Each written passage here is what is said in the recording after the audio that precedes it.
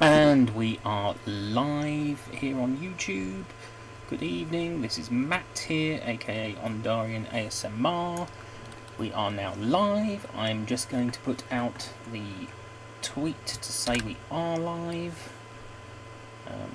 The music you heard was the trailer for my channel, basically. I was just playing it to fill time whilst I set up. So let's get live. I should have done this probably before if I disappear, it's because I'll be getting some refreshment. So here we go.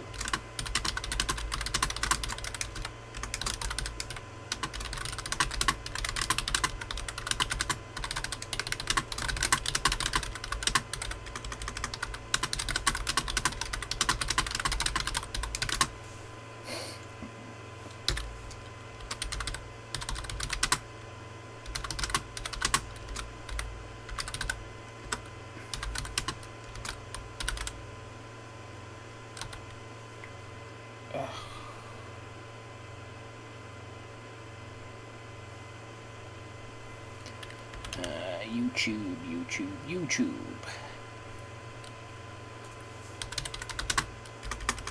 I can't spell.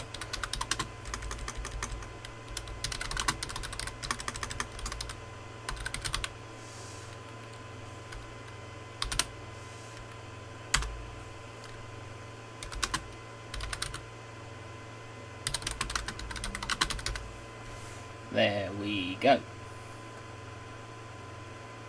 Hopefully that will do everything I need.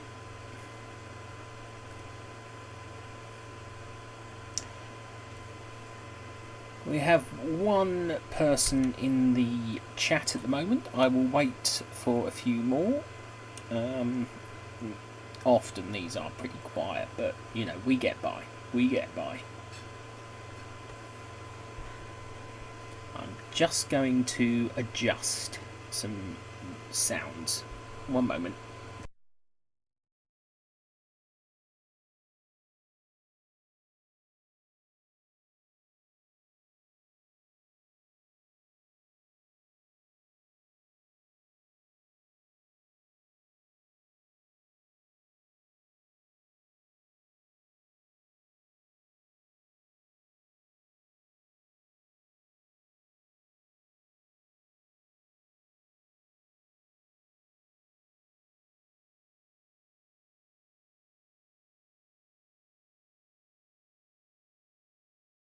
There we go. So, everything is looking fine. I can see the live chat on my... yep, I've got a screen behind this camera. I'm just going to adjust it a bit. It's a bit low, really.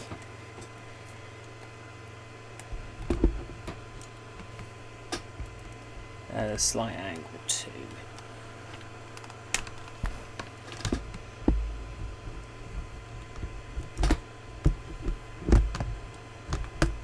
Oh dear.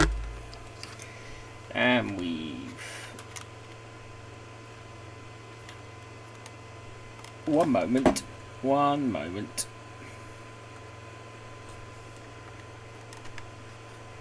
We lost a camera, so we will come back in a sec.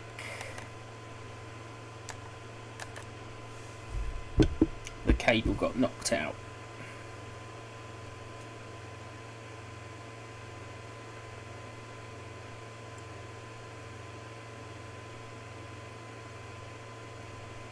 There we go. We are back. Technical difficulties, but we overcome them. We learn to overcome. So, there we go. Yes, well, as always, you know, please do interact in the chat. You know, do interact with one another and all that. I will continue to keep an eye on the chat. I see 2 people watching. Hello. Oh, hello today's. Hello.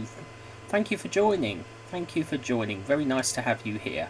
I'm just going to pop out the chat so I can see it clearer.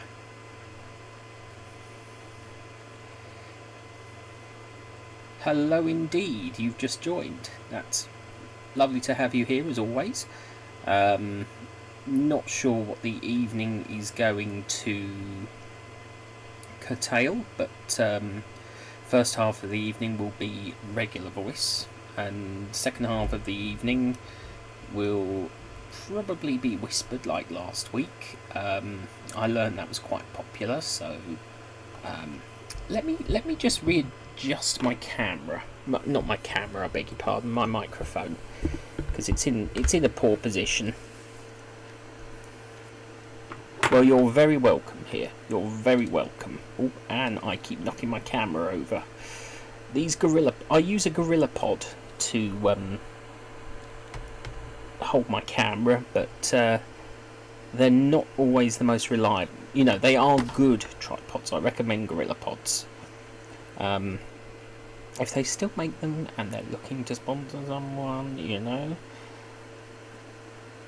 Hashtag just saying. Hashtag just saying. So yeah, I'm going to move that around a bit more because I am satisfied. Tilt that up a bit more. And there we go. There we go. I'm happy with that now. So yeah, it's been a bit of a random week, I guess. Obviously got thrown out of sequence because of it being a bank holiday Monday. For anyone watching this back who is not from the UK, I'm going to take these off, by the way. It's just that they echo, so I don't really need them. But anyone who's not from the UK, who is not aware of what a bank holiday is, it used to be where all the banks shut for the day, and sometimes they coincide with holidays such as Easter, Christmas, New Year, that sort of thing. But we have 2 in May and 1 in August. I'm still not happy with this camera. That's better. That's better. I didn't think I put a brush through my hair today. So, you know, for for anyone who isn't from Britain, basically, long story short, it's a day off where banks are shut and other things.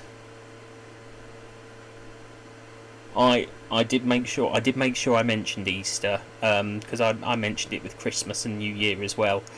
But we have but again, for those who aren't familiar with the British way of life, for want of a better phrase,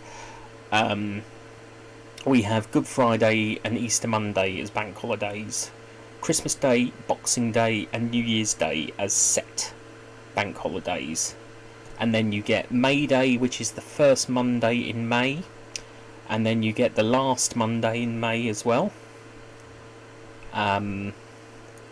This year it got moved to June because it was the Queen's Platinum Jubilee, which meant basically instead of it being at the beginning of the week on the Monday, because that was the last week of May, it was moved, and we had a double Jubilee week, double bank holiday, because we had an extra day for the Jubilee.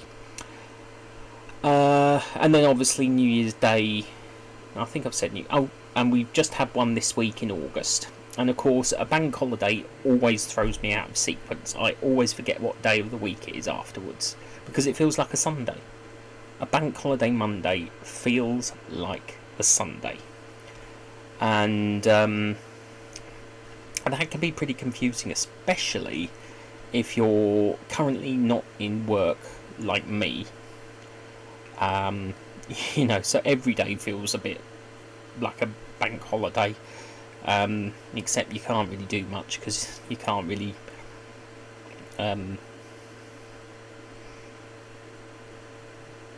Anyway, so yeah, that was this week. Did I do anything? Did I achieve anything this week?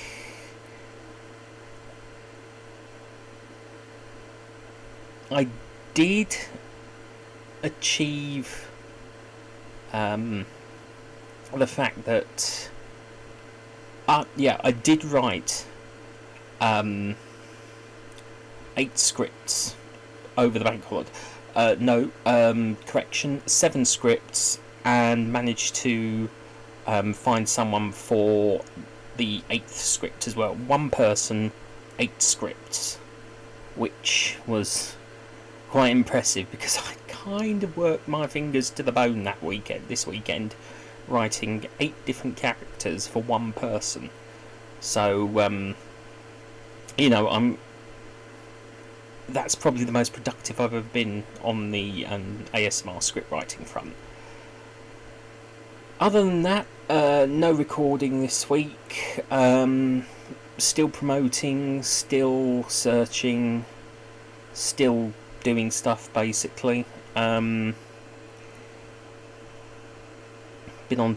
obviously searching for a new job. Been on Twitter a lot. Been on Instagram a lot. Always thinking, always creating, things like that. Just sort of trying to get by, really. Trying to keep myself active and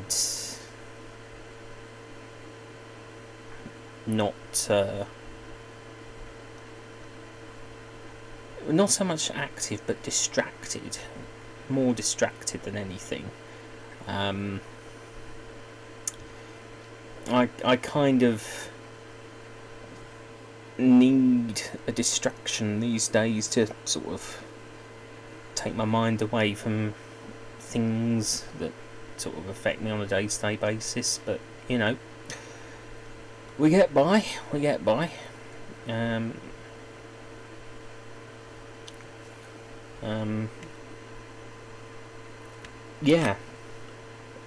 I honestly don't want this to get too deep too quickly.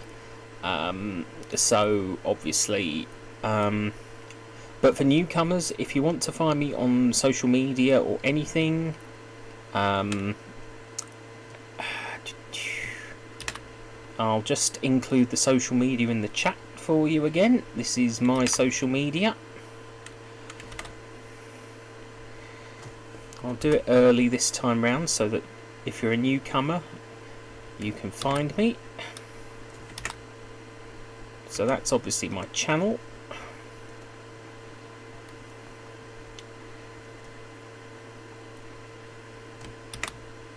My Twitter.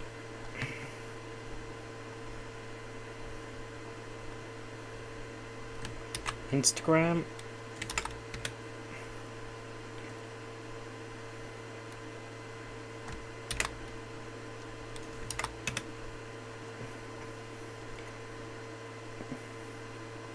I don't know. I got a feeling she has got something. She has got something up her sleeve. She's been very, very quiet today about certain things. I'll just post the rest of my. Yeah. Mind you, it doesn't take much to push me over the edge. So it depends on what she has. What she has in mind. I haven't heard from her yet, but she'll appear. She will appear. She will appear. I know she will, when I least expect it. It might not even be her. It might just be me. I can quite easily trigger myself with a thought or a joke or a memory, something that just triggers anything. I've just got to. I can never get this chair right. I'm wondering if I need a new chair. I've had this. I'm not sure how long I've had this chair. Oh, excuse me. 1, 2, 3. There we go. Comfort.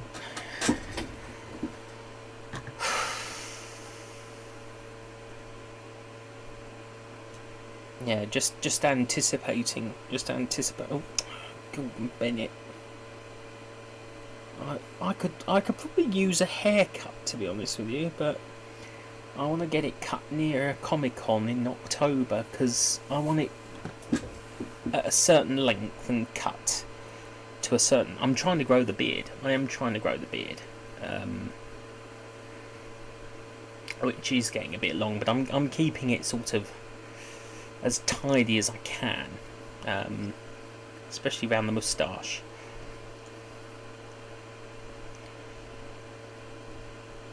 Yeah, it does. It does. Absolutely feels like a right workout from laughing. As I say, the smallest thing can set me off. I'm trying to hold back a smirk at the moment because,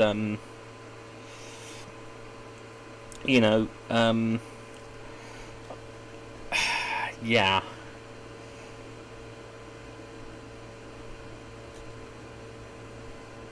Indeed, could go at any time.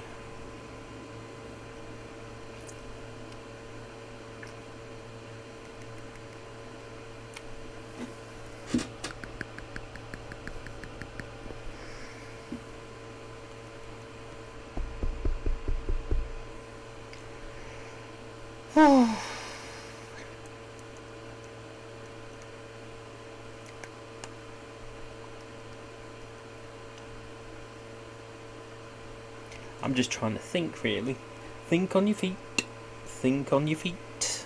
Ooh, 5 people. Hello. Hello to every newcomer. Thank you for joining.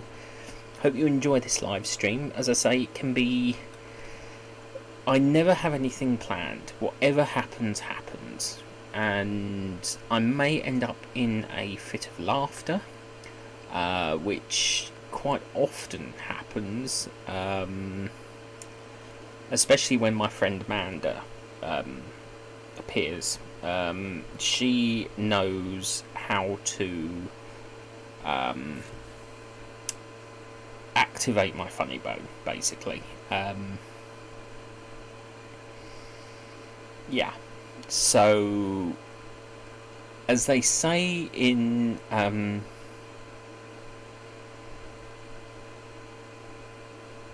Stingray, the opening titles of Stingray, anything could happen in the next half hour.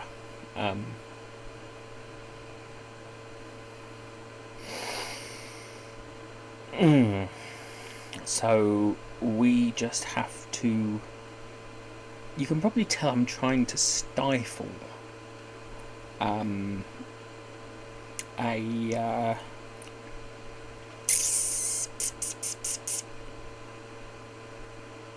I keep looking at my screen behind this camera because obviously that's where my old camera was. I'm still not used to looking at this camera. I've had this camera since July last year and I'm still not used to, I still end up looking at my old laptop camera. And of course when I look over that side,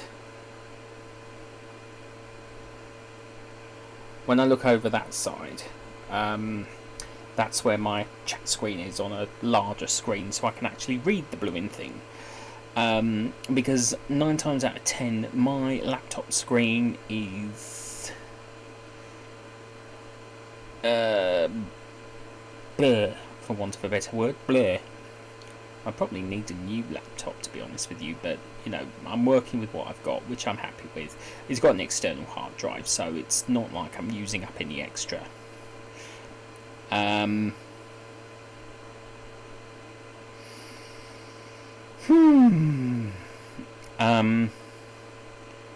Let's see how long I can last. Will I last? Oh dear, am I going to last?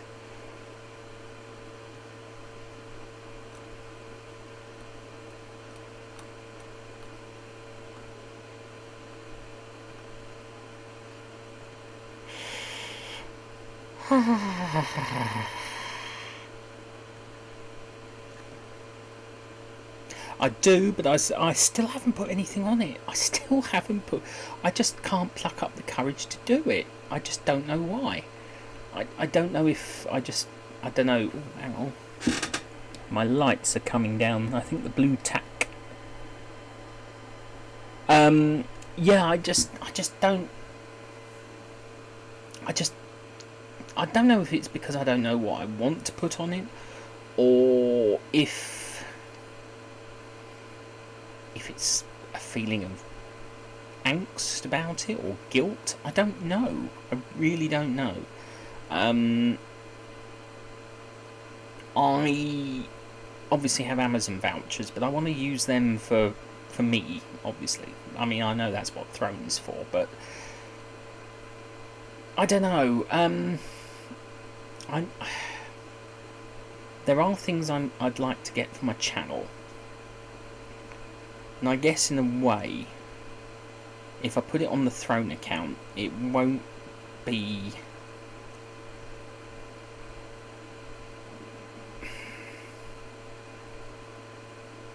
Because I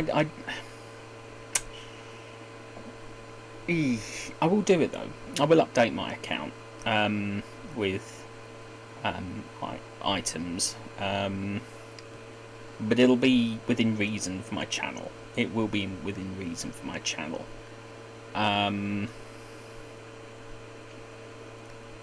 So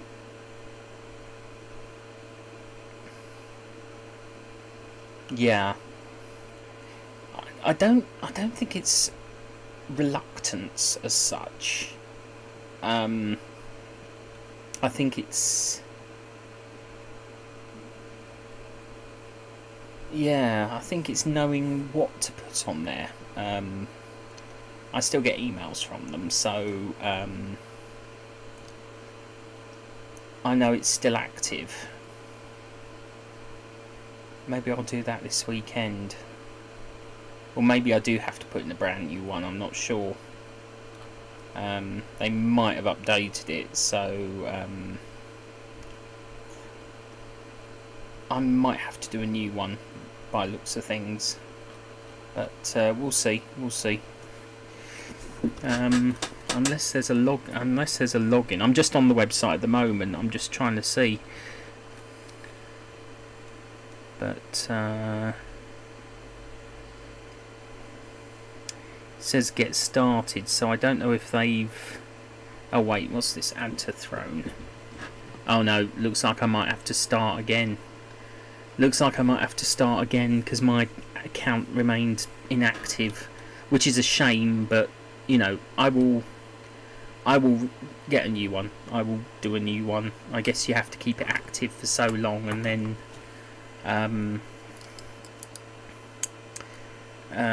if you don't, they just take it away from you, which I don't know if that's fair or not, because if you don't know, if you don't really know what you want, surely you can keep it open until you know what you do want. I think forcing you to start again is a little bit of bad form, but we'll see. I'll work it out tomorrow. I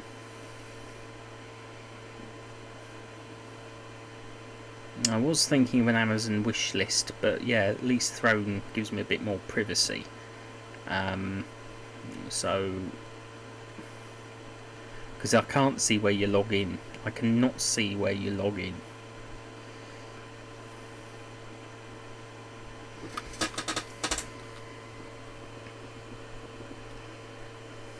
Oh dear, my back. Oh, wait. No, that's creator login.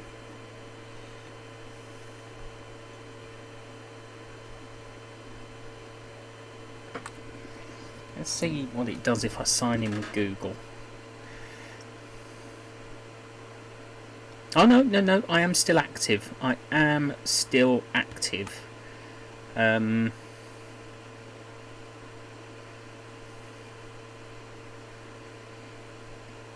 I am still active. I've just found it.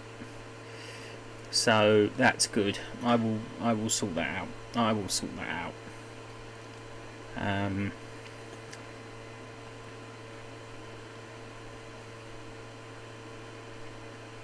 So yeah, I do still have Throne.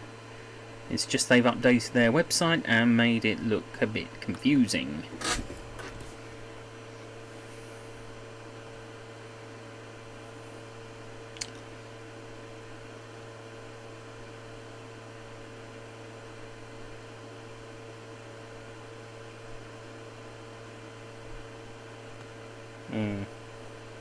Oh well.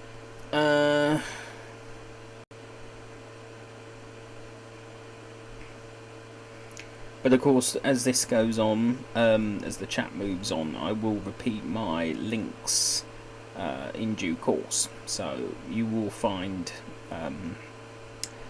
what I will only include Throne once I've actually added things to it. So you know, we'll wait and see. We'll wait and see.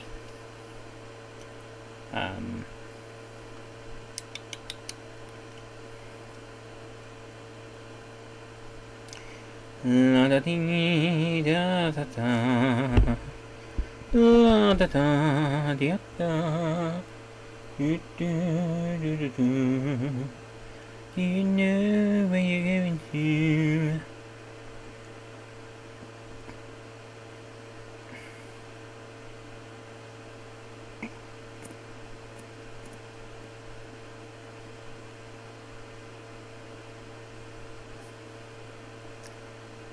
Where are you, Amanda?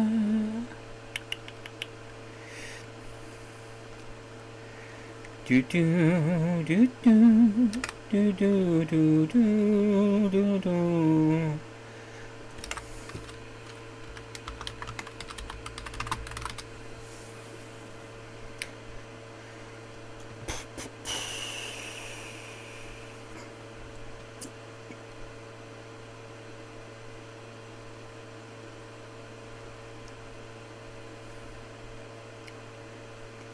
There ain't no grave to hold my body down. There ain't no grave to hold my body down.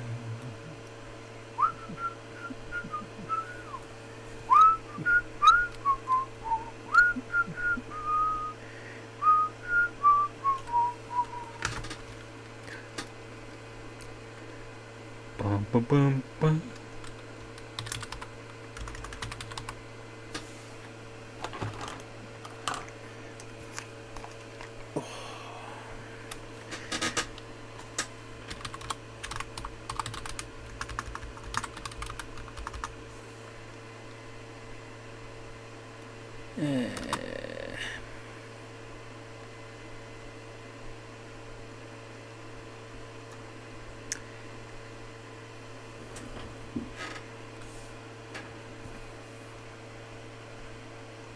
Let's have a song. Let's have a song.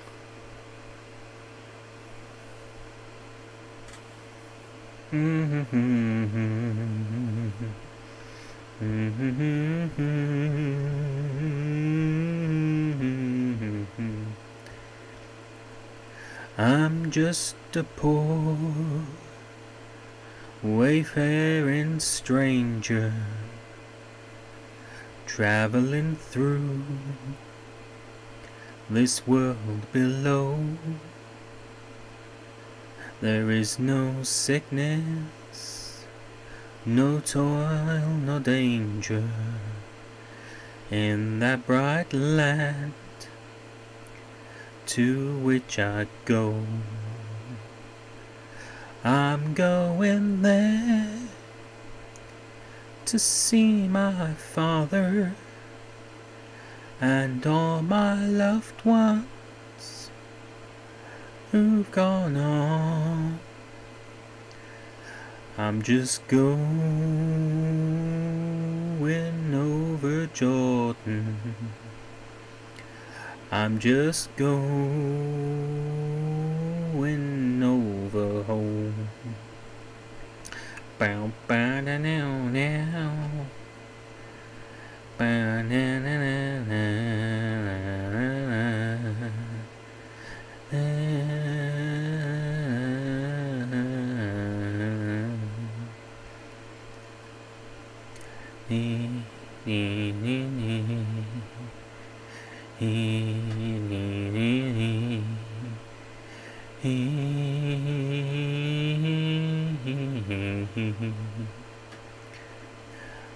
I know dark clouds will gather round me.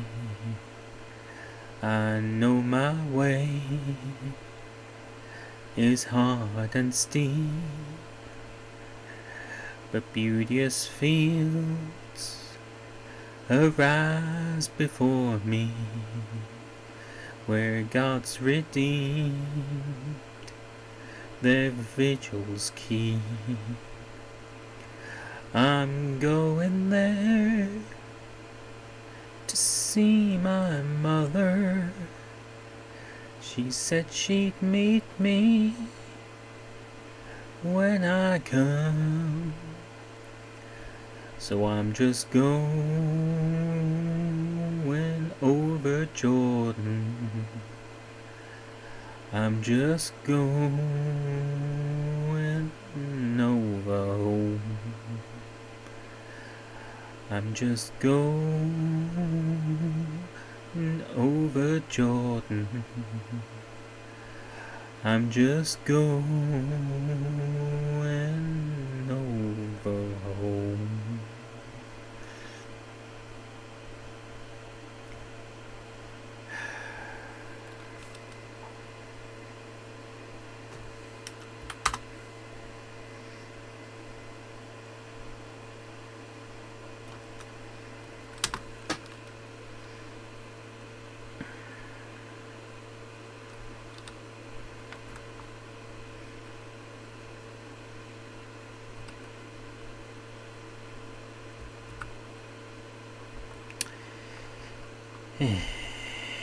That was that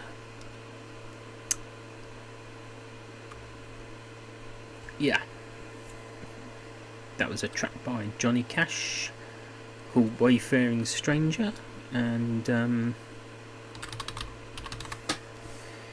here's another one of my favourites by him. It's a cover by of him by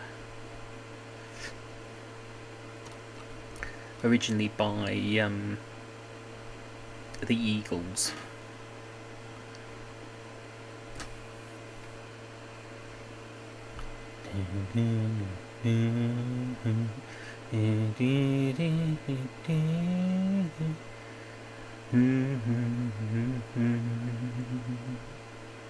Desperado, why don't you come to your senses?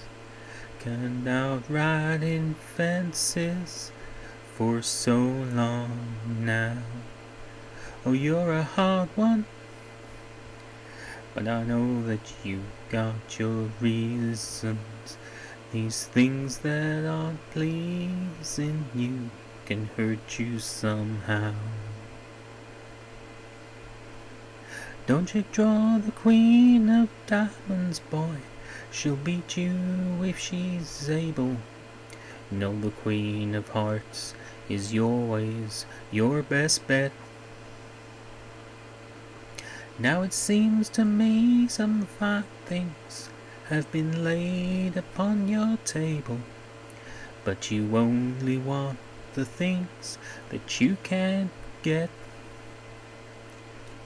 Desperado, no, you ain't getting no younger. Your pain and your hunger is driving you home. And freedom, oh freedom, well that's just some people talking. Your prison is walking this world all alone. Don't your feet get cold in the wintertime? The sun won't show, the sun won't shine. It's hard to tell the night time from the day. You're losing all your highs and lows. Ain't it funny how the feeling goes away?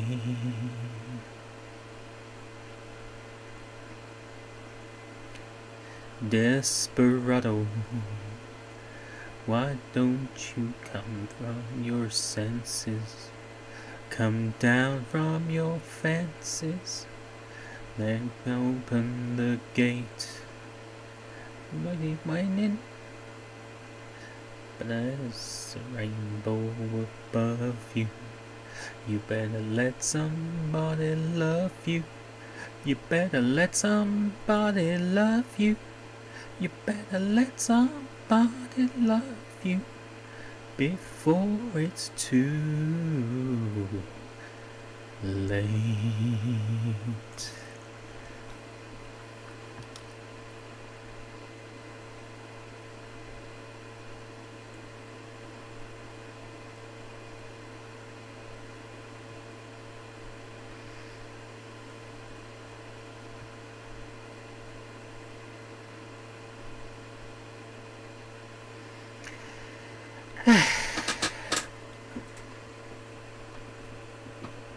That's one of my favourite Johnny Cash songs. Well, he covered it. It was originally by the Eagles, and of course I can sing it because it's in a key that I can hit. So you know, yeah.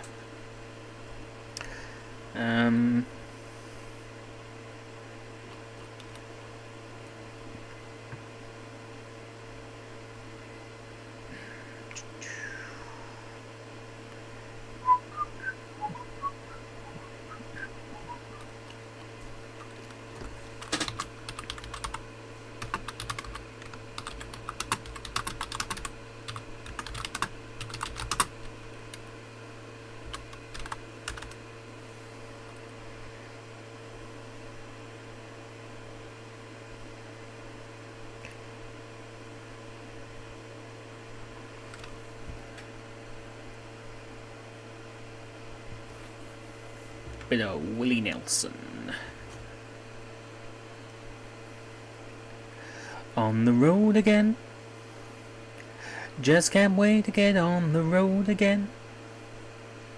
The love of life is making music with my friends, and I can't wait to get on the road again. On the road again. Going places I've never been. Seeing things that I may never see again.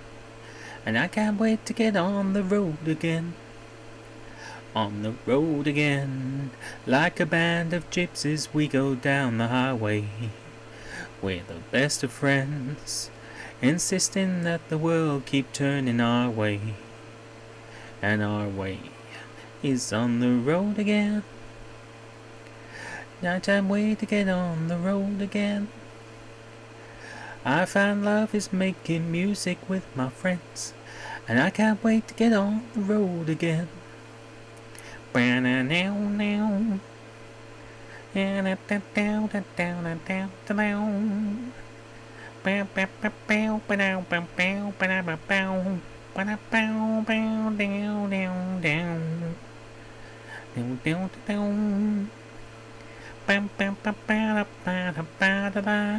Copyright protection.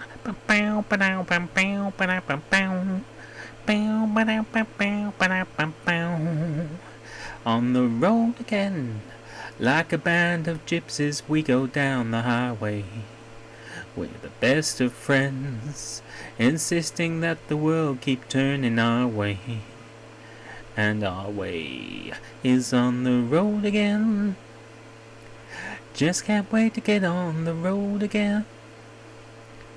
I find love is making music with my friends, and I just wait to get on the road again. And I can't wait to get on the road again. Ba-dow, bow, ba-dow, bow, bow. Obviously I throw in the well, thank you, Marigold. Hello, thank you for joining. Yeah, I kind of enjoy sort of the Nashville sort of music, you know, Johnny Cash, Willie Nelson, you know, the old school Nashville sounds. Willie Nelson, Johnny Cash, you know, Kenny Rogers, you know, that sort of thing. Is it Kenny Rogers? I can never remember. Oh yeah, Kenny Rogers. That sort of thing. And obviously, if I need something to sort of, plug a few moments of the live stream, I will throw in some songs because I enjoy singing. I'm not the best of singers, but I will give it a go. I'm not afraid to try anything different or new, shall we say, and not afraid to make myself look a fool as well. Not that I do really. I mean, that's just my opinion, because I know people enjoy what I do anyway. So that's what matters most. As long as people enjoy what they see and what they hear, mission accomplished in my book. Because that's why I'm here. I'm here to entertain. I'm here to chat. I'm here as a friend. And that's why I love doing a live stream, a weekly live stream. It gives me a chance to chat with people and interact with people, and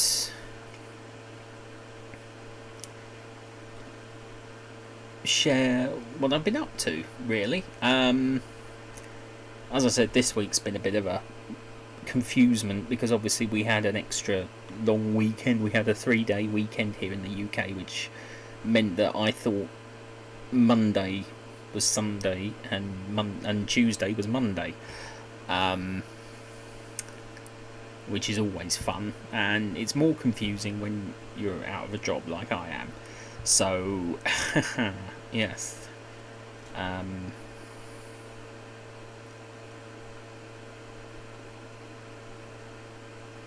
so yes,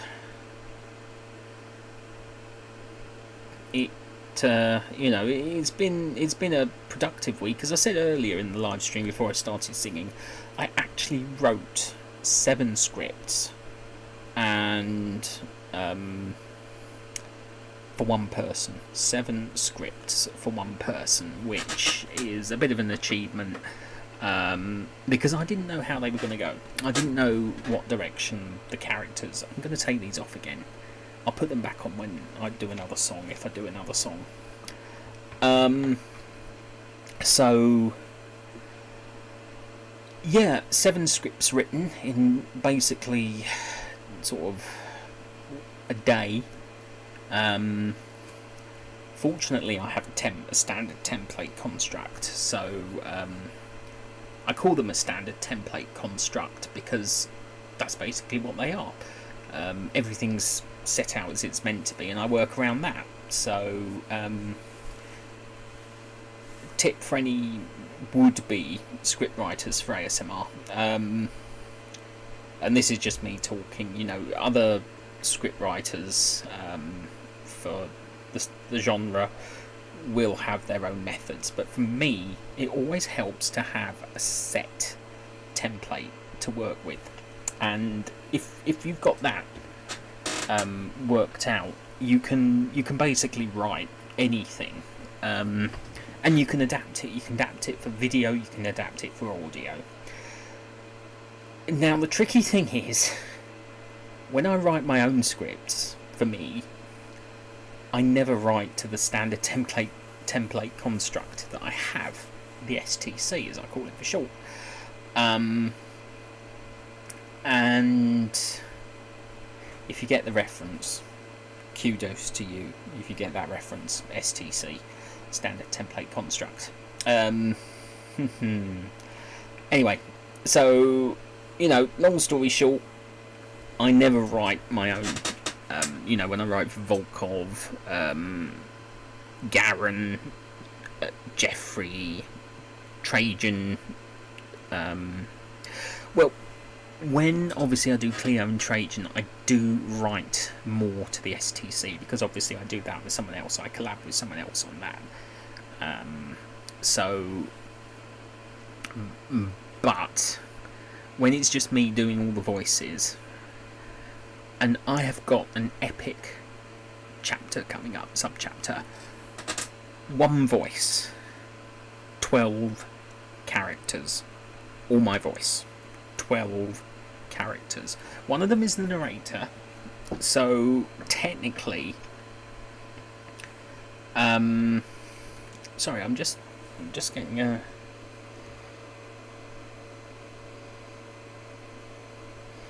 oh.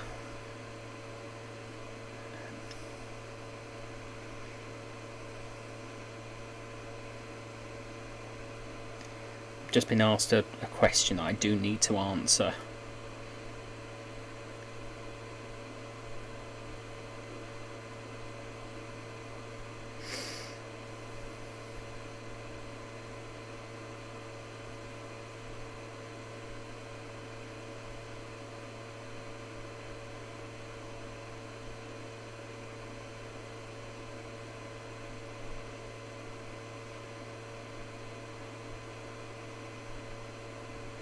Sorry about this. This is an important question I need to answer.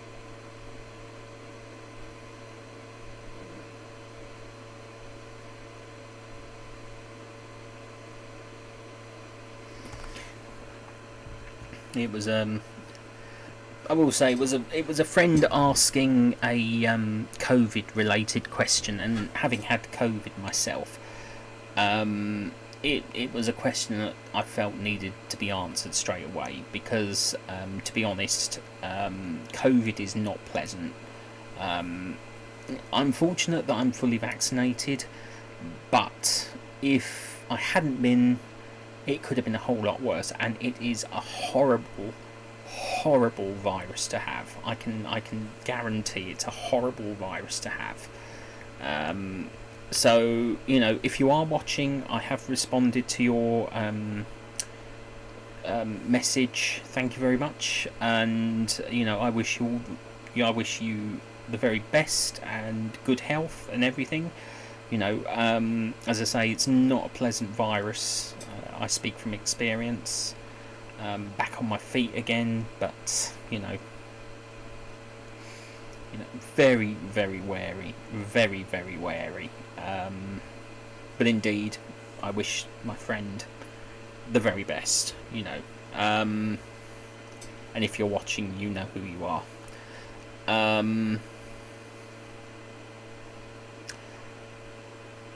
What was I saying before I responded? Because to me that was an important question they were asking. Anyway, I was talking about script writing, but in all fairness, you know, find your own method that works for you. You know, work from a template, work from a STC, build your own STC, standard template construct. As I said before, if you get that reference, kudos to you.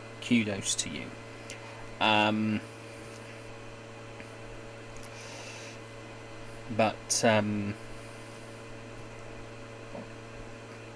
yeah. Oh, if I do disappear, it's probably because I'm going to go and get a drink at some point. I'm going to go on for as long as possible. It's coming up for 10 to 9 Greenwich Meridian time, GMT, and you know, it's still early. When we get to about 10 o'clock, I'm going to turn from regular voice to whisper, because I've discovered that's quite popular. So I'm going to do that from about 10 o'clock onwards. and see how long we can go. Do do do do do do do do do do do do. Do do do do do do do do do do. These will make lovely noises.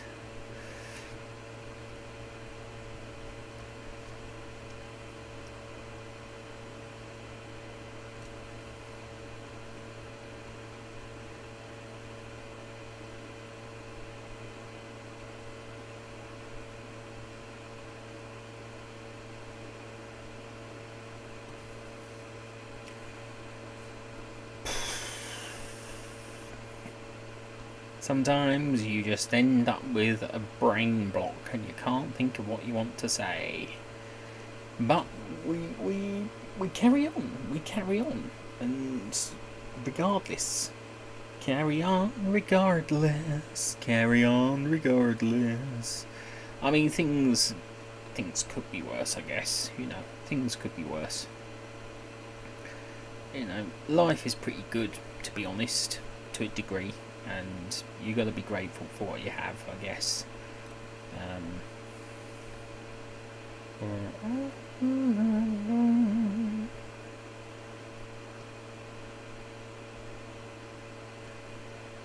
I'm honestly trying to hold back a laugh here, because I'm trying not to laugh. Because I want to save all that energy for when. Well, hopefully Amanda will be here, but you never know.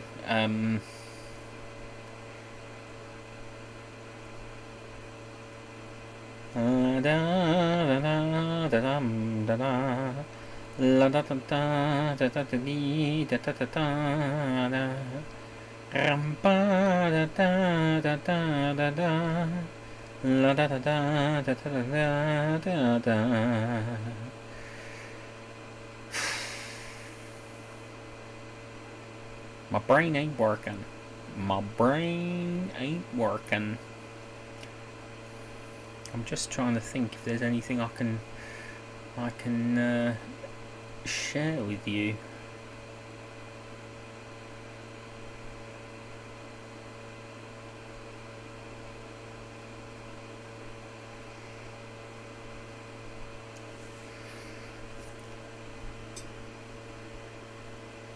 It's been a long, hard night, and I've been working like a dog. It's been a long night. No.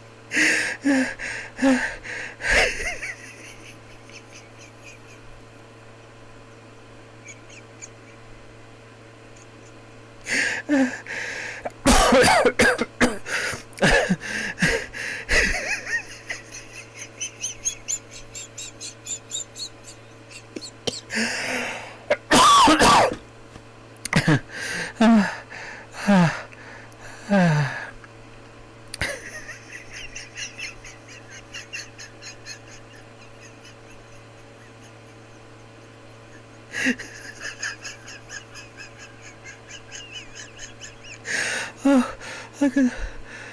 Oh boy.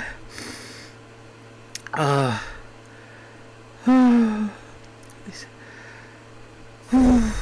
hope I've still got it in me from.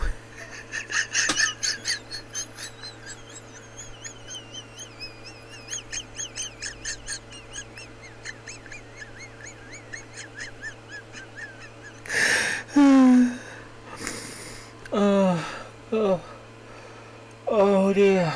Oh. Oh boy. Oh.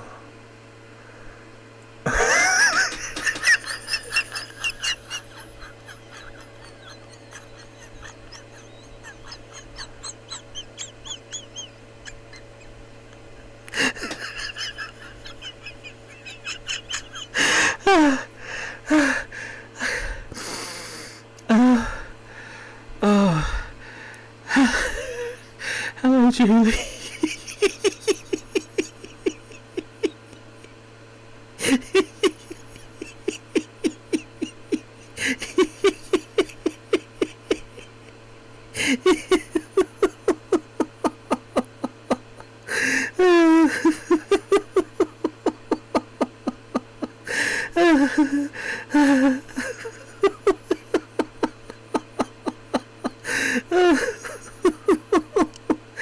Oh boy.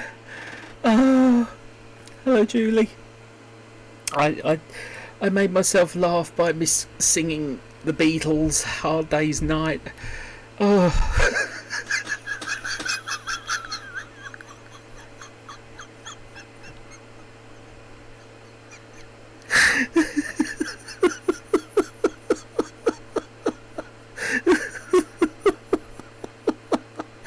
Oh, I've got to save some for Amanda. I've got to save some for Amanda when she can't miss out on the laughter. Oh boy. Oh boy. Oh. Oh dear. Oh. Today's is right. It does feel like a workout. Oh. Oh, if you can't laugh, what can you do?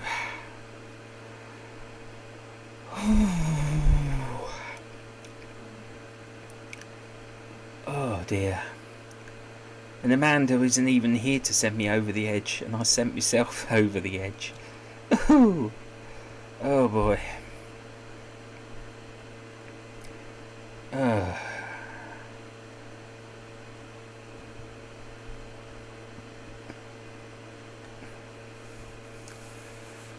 Oh. I might have to go and get a drink actually, that made my throat a bit dry. Oh dear. I'm fine. I'm fine.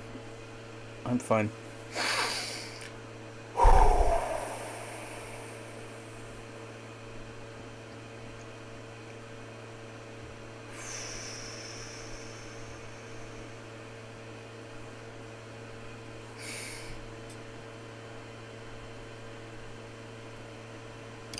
So how has everyone's week been? I hope it's been productive and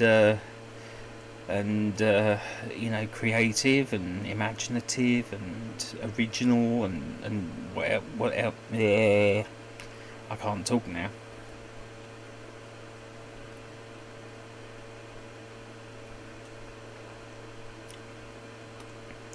I cannot talk. Blah, blah, blah, blah, blah, blah.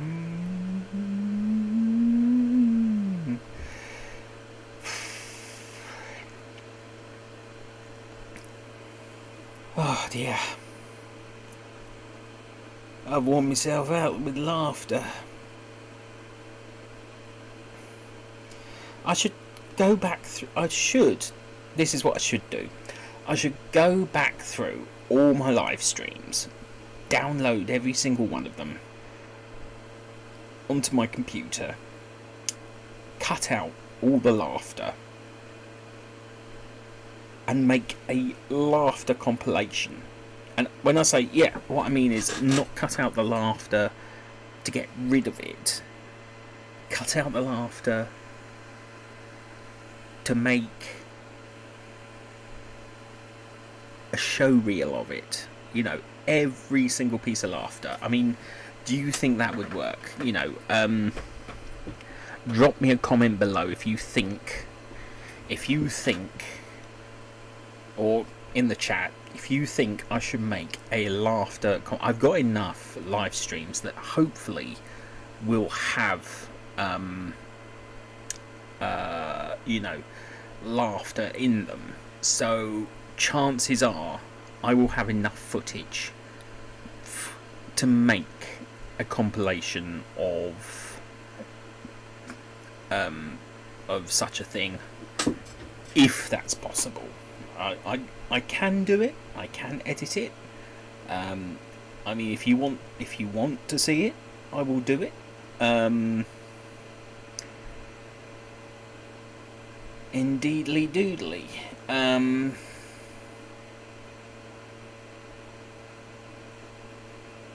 We shall see what happens. As I said, something like that is achievable. I have the software to do it. I can download all my lives. It would take time because some of them are as long as 4 hours or more. So chances are it will take some time to do. But I reckon I've got about an hour of footage of laughter, if not more. Possibly 2 hours of laughter. It could be one of the most random videos I have ever made for this channel.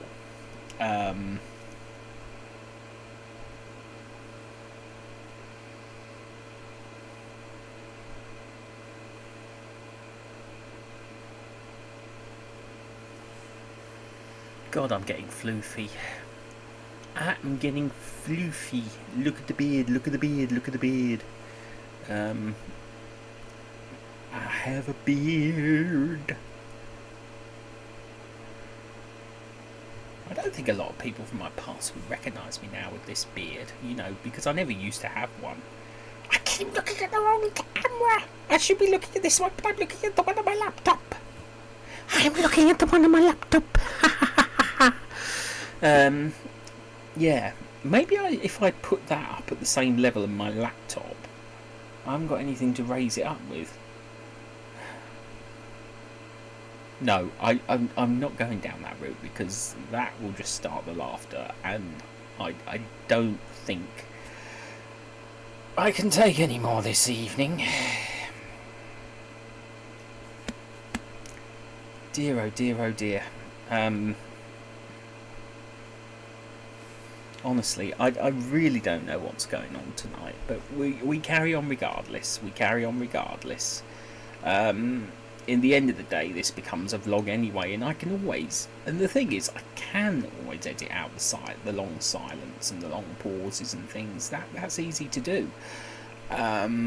So yeah, I can edit all these live streams and cut out all the bits that are too random, too quiet, too uneventful, and then make it something a bit more like a highlights video. I think I can do that.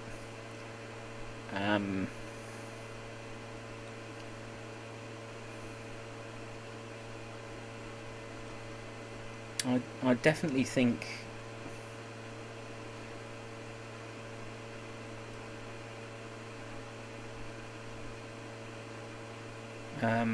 you know, it's something I can do, but I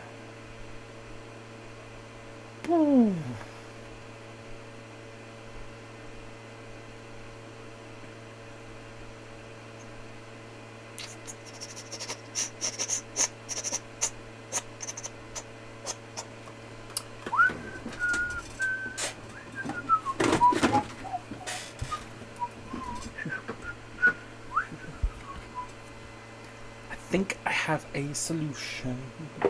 I think I have a solution to the problem.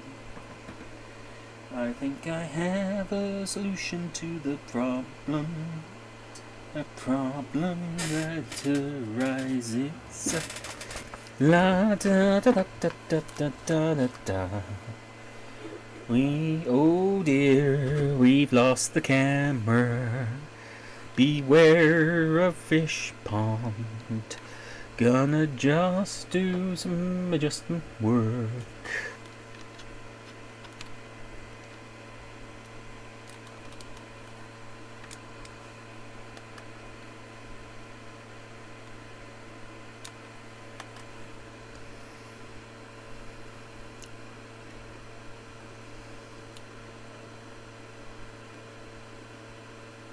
There we go, we're back in the room. You always know how to carry out the best repair. And we've lost the picture again. This cable is probably dodgy, but I need the other one for my microphone.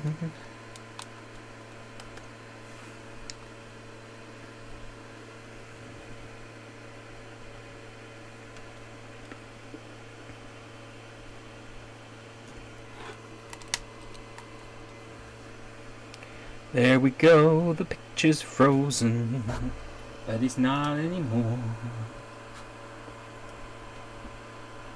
Let's see what this does to... There we go! Look at that!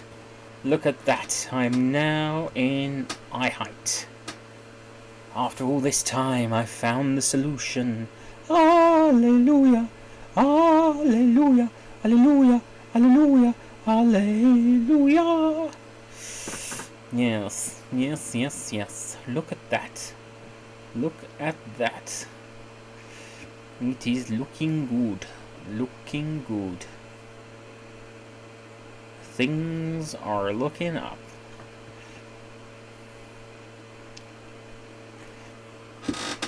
We're gonna adjust. If it freezes again, we just carry on. Ah.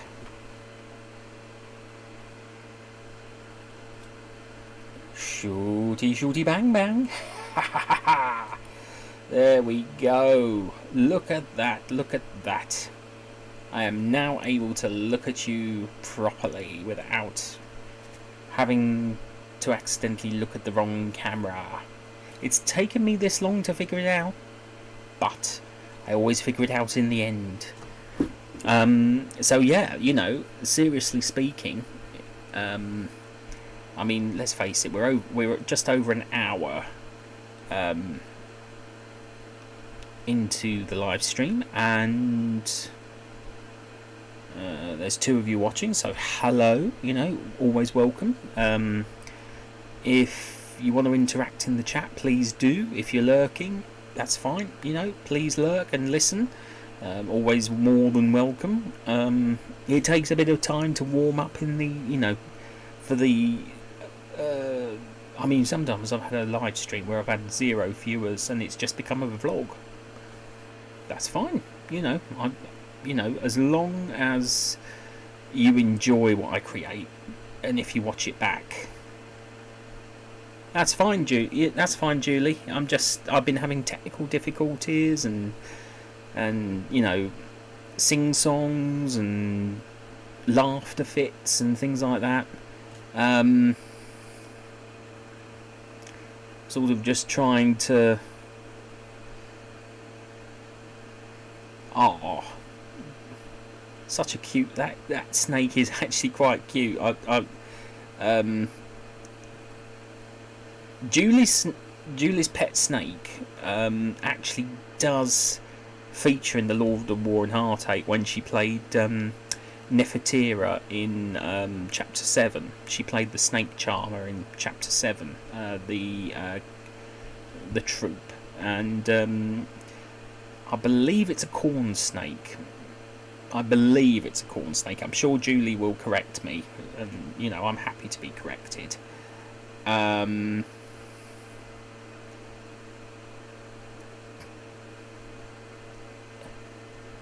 So we shall see what happens. But yeah, you know, like, I have only ever held a snake once, and that was at Colchester Zoo. Oh, good, it is a corn snake. I see. I do remember these things. But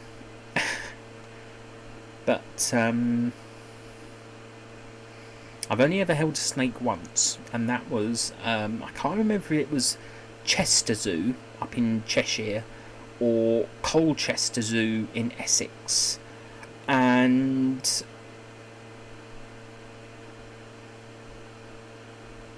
it was a very very eye-opening experience. Wasn't horrible. If you think, if you're one of those people, if you're watching this back, of course, if you're one of those people that think snakes are slimy, get that thought out of your head immediately. They are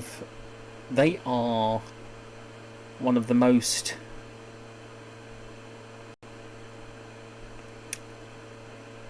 surprisingly for a scaly creature, they have quite a smooth, their scales are quite smooth. I wasn't sure what to expect, but what was the one I held?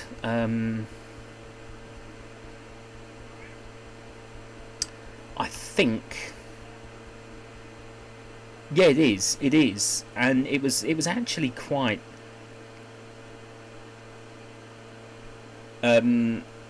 easy to. I can't remember what I actually held. It wasn't a constrictor. It wasn't a boa constrictor. I don't think they'd allow the public near a boa constrictor. It might have been a python. I think it might have been a python. Or is that part of the boa constrictor family? I can never remember.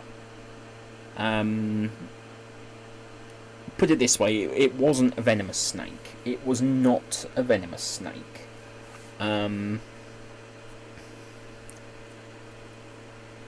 I very much, mind you, there were scorpions on display that, that could have easily have climbed out of their thing. Tarantulas are furry, as you already know, but their fur is actually quite coarse. They're not fluffy, soft and fluffy like you'd think they would be. Their fur is actually quite coarse, and you know about it if you have one walking up your arm. Not an unpleasant experience. I know my mum didn't want to handle a snake or a spider, but I quite I actually quite enjoyed the experience, because I think, oh yeah, I held a tarantula at the same place I held the snake, and again I can't remember if it was Chester Zoo in the county of Cheshire or Colchester Zoo in the county of Essex. All I know is that Chester was involved. The term Chester, which comes from the Roman castor, meaning castle or fort, and both Chester and Colchester are Roman settlements in origin. In fact, we're going off on a tangent here, but Colchester was the original capital before London. The Roman city of Londinium never had. Now, this is British history where it gets interesting. We have actually had. London has not always been our primary capital. In Roman times, it was Colchester, and I can never remember the Roman name for Colchester.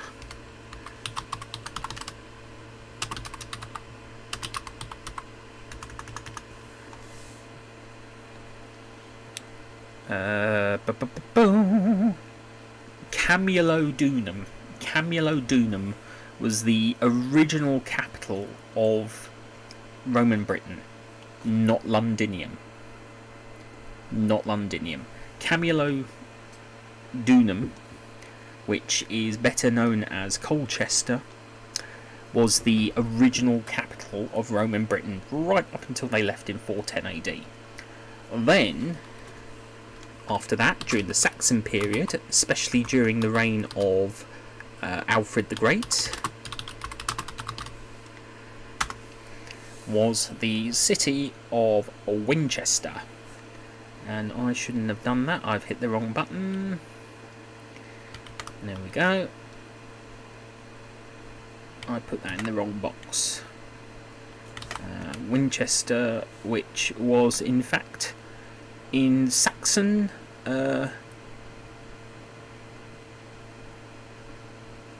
Uintangcastia, which became Winchester, which came from the Roman name of Venta, meaning favoured or chief place. So that was the Saxon capital of England, at least, because obviously the British Isle, the United Kingdom, didn't at least start till at least 1701. Then you had Jorvik, which of course is the city of York. That was the Viking capital. London went through a number of different names throughout its early history. Most people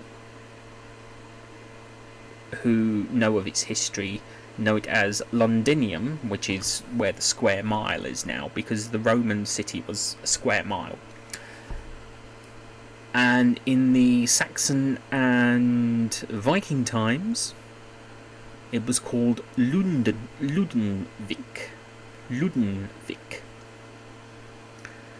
And it became, obviously, and it was when London started to become more important, because obviously Edward the Confessor built Westminster Abbey, the court of it was really after 1066 that London became the capital, because it became the Sweet Dreams, hello, thank you for joining, happy to have you here.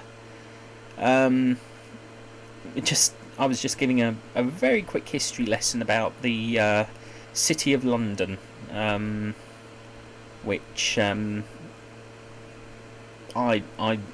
it's a city I'm almost obsessed with. I know my way around most of central London, quite well.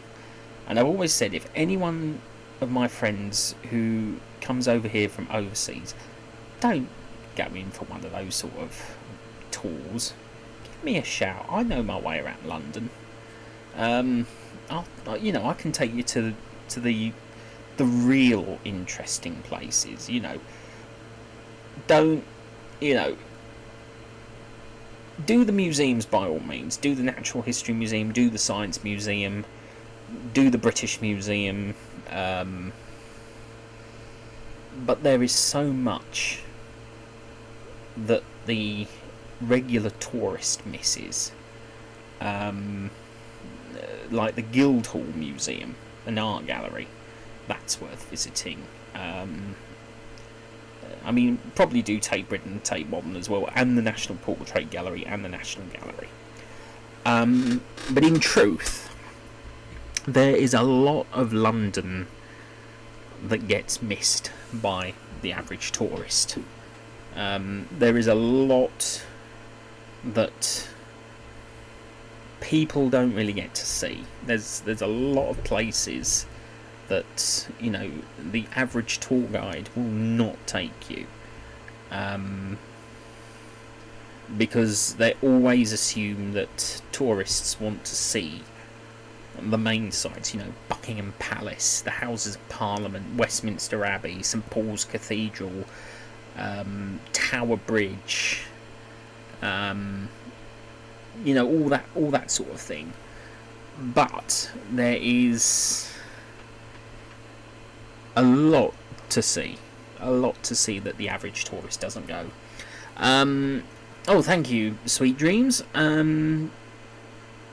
Yeah, it's going okay, thank you.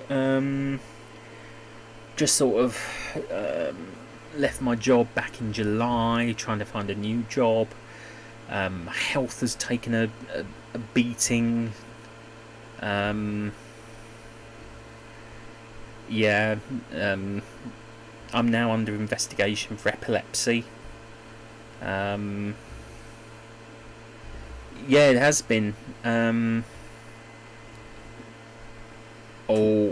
there's a couple that I could always, if you find yourself in London at all, Julie, there's a couple of places I know of that I've never been there myself,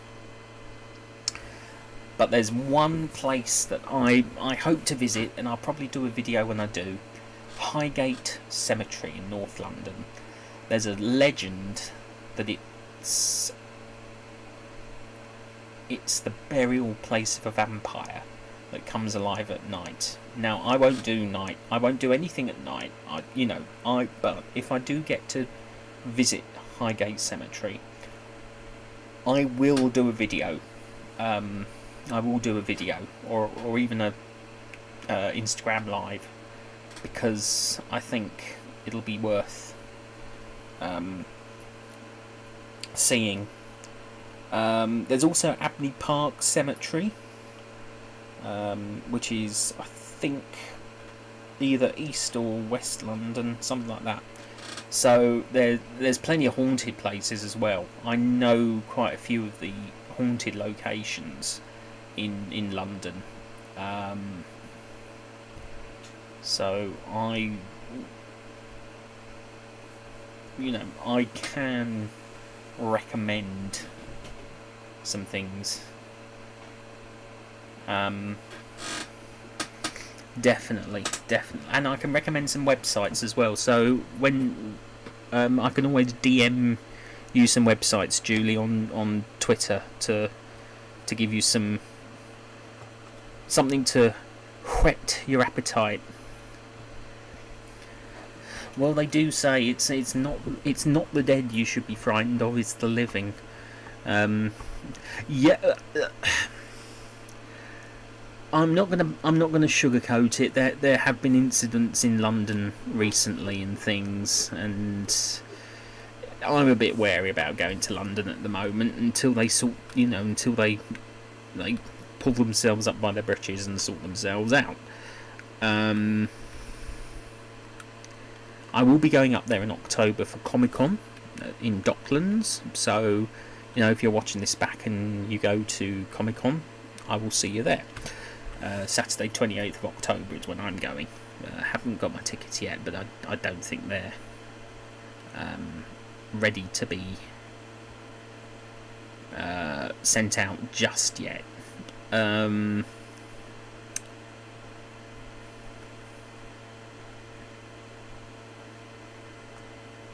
Ooh.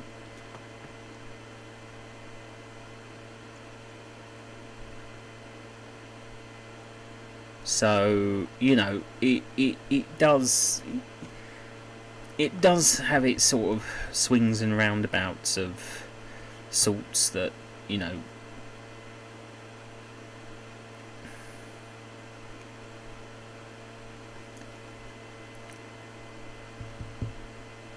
but so yeah. Trying to think. As I said, obviously, what's the word I'm thinking of? Don't just let me ramble away. If you've got a question, if you've got something you want to talk of, I will be happy to talk about it. These are interactive live streams. I know I do ramble a lot, and there are lengthy moments of silence, but I do plan to do some, as I said earlier, I plan to do some edited highlight videos, so that all the long pauses, the moments when we get rather deep, are removed, so you only get the bits, what I think of as the best bits. And I'm going to do a laughter reel. Basically, I'm going to go through all my live streams, and I'm going to cut out all the laughter and put them into a reel. So that laughter earlier on, I might have pulled a muscle in my chest. Oh well. Yeah, so But all in all, things are looking up, and I know what you mean. I wouldn't do a graveyard visit at night. It just doesn't feel like a good idea. I've heard stories that you know make me think twice about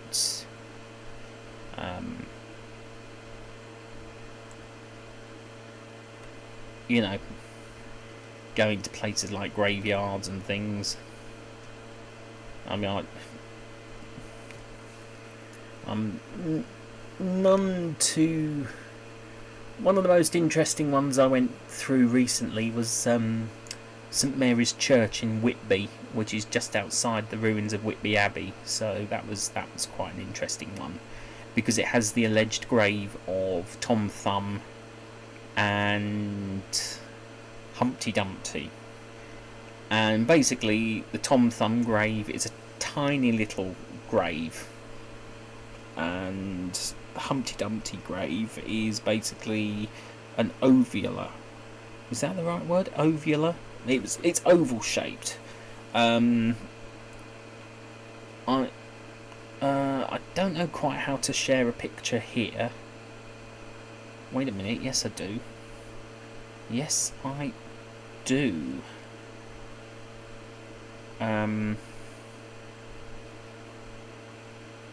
Yeah, Whitby Abbey, a location in the novel of Dracula, real place. Whitby, lovely seaside town in North Yorkshire, on the North Yorkshire coast. I highly recommend it. I actually went during their steampunk weekend. I only took my top hat, I didn't take the costume. I mean, it was the hottest month of the year, July, and my costume is woolen, which means I would have absolutely sweltered in the... It got up to nearly 40 degrees in heat 2 days of the week, and then it was in the mid-30s, so I would have absolutely sweltered in a woolen tweed jacket and waistcoat and shirt and well, I haven't got tweed trousers, but I wouldn't have survived in that heat.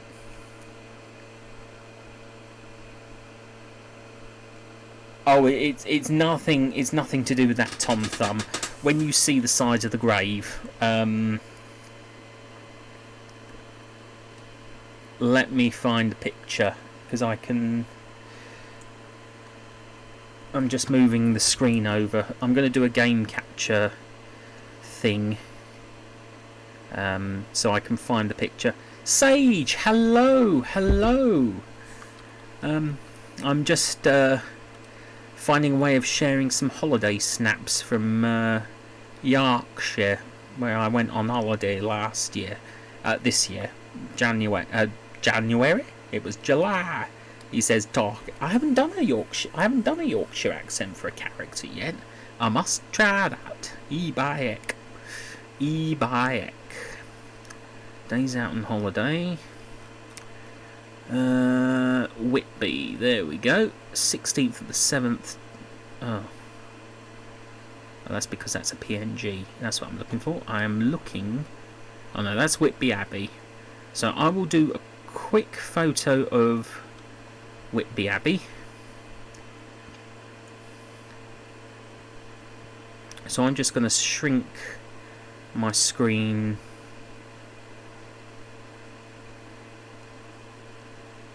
I'm just going to shrink this down so you can see. Oh no, that's the picture of Whitby. So I want my device. There we go. Ah, that's why it's too big. So I'm just shrinking my screen down so you can see a photo of Whitby. I'm just going to move my YouTube screen across. So hopefully in any second, because there is a slight delay, you will see a picture of Whitby Abbey. Here it comes.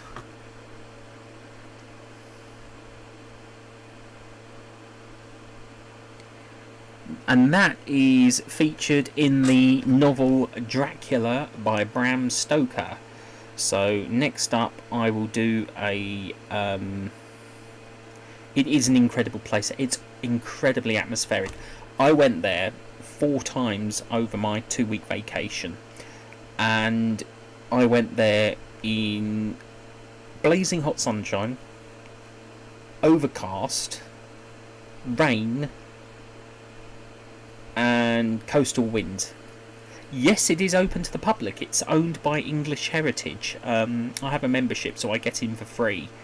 But I was going to show you... I was also going to show you... I love this about OBS Streamlabs. I can actually use this to share photos. Here we are, Yorkshire.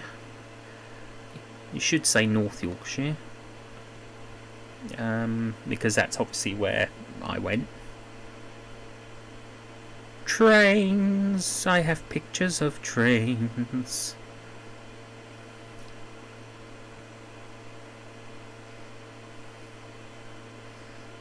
Some of them are duplicates.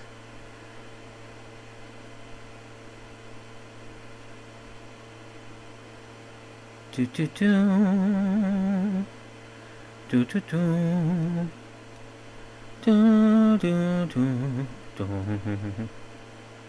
Ah, here we go. This is the grave of allegedly. Well, the story goes it's the grave of Tom Thumb. So here we have, and it's that tiny little grave in the centre of the picture, which you can't see just yet. It hasn't switched over, so hopefully you will see it. I'll show you some more Whitby Abbey photos in a minute, though. I will share with you some, but this is the grave, as I said, this is the grave of Tom Thumb, allegedly. So the story goes. I mean, you can't see my mouse cursor on the screen, but it's in between the two big graves. And up next, the supposed grave. I'll find the next. That's what the actual thinking is. It is that of a child.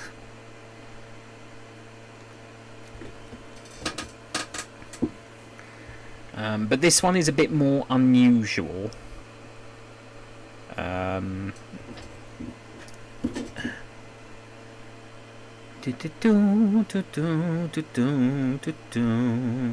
He says, trying to find the photograph. There we go. The photograph is on its side, but that is supposed to be, according to local legend, the grave of Humpty Dumpty. It's not exactly egg-shaped. It is actually oval in shape. It should be standing up the other way, but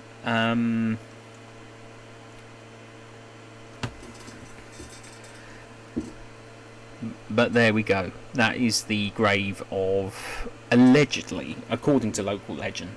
But there is a funny joke. There is a funny sign on the door, which I think I took a photograph of. So, because obviously Whitby Abbey and St Mary's Church, where these photographs were taken, has a connection to Dracula.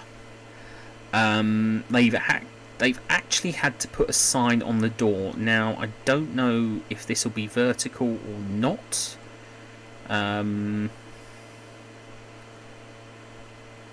If it's vertical, we'll just have... Oh, no, it's sideways, so you can see it. So here we go. Here's the sign.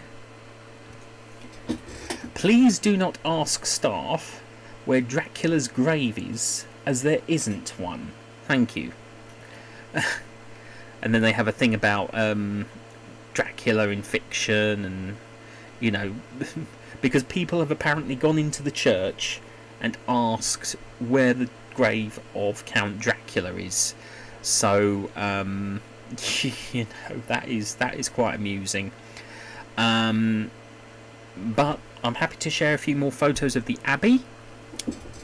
So we'll go to game capture again, which is a very useful tool for this. Very useful. We'll come out of originals. Whitby. And we'll sort of take a wander inside the Abbey. So now there's the Abbey from...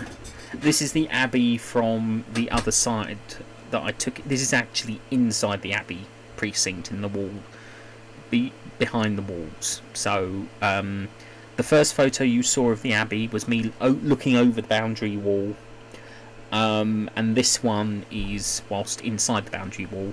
In the right hand corner, or the right hand side, you can see a tiny little sign. That's an information sign put in place by English Heritage.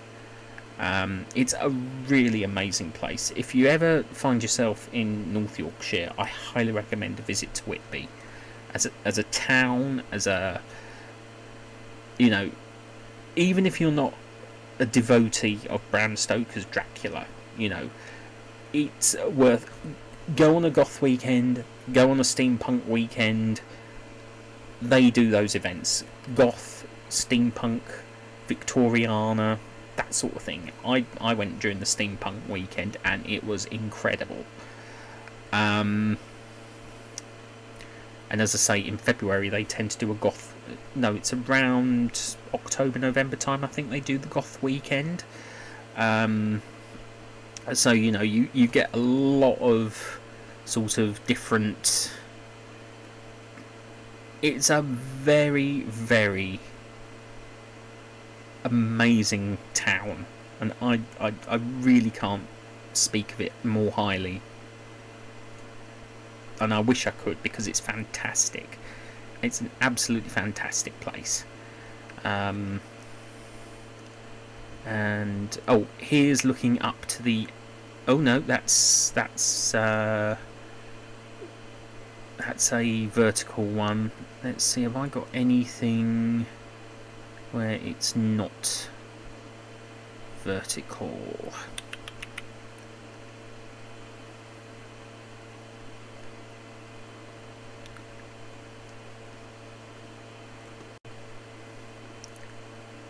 Yeah, I did the steampunk one in the last, sort of the second to last weekend in July, and it was I saw an act there called Alice Strange, and YouTube her. She's on YouTube. She's incredible. She is a steampunk sort of performer and singer, and I've got 2 of her albums. I bought 2 of her albums whilst I was there. And she writes her own songs as well, and it's amazing, absolutely amazing. But that's looking into part of the Abbey. That was actually taken from... There's actually a wall at the bottom here, and I actually sat my camera on the wall and took a photo looking up along the cut grass. You can see how hot it was, because everywhere was just so dry. It was just so parched. You know, where the grass was of a certain length. Let's see, what else have I got I can show you, because I've got thousands of photos from this holiday. I took nearly 5,000 photos, a lot of them duplicates, so I've sifted through the best ones. Those ones are turned up right, a vertical.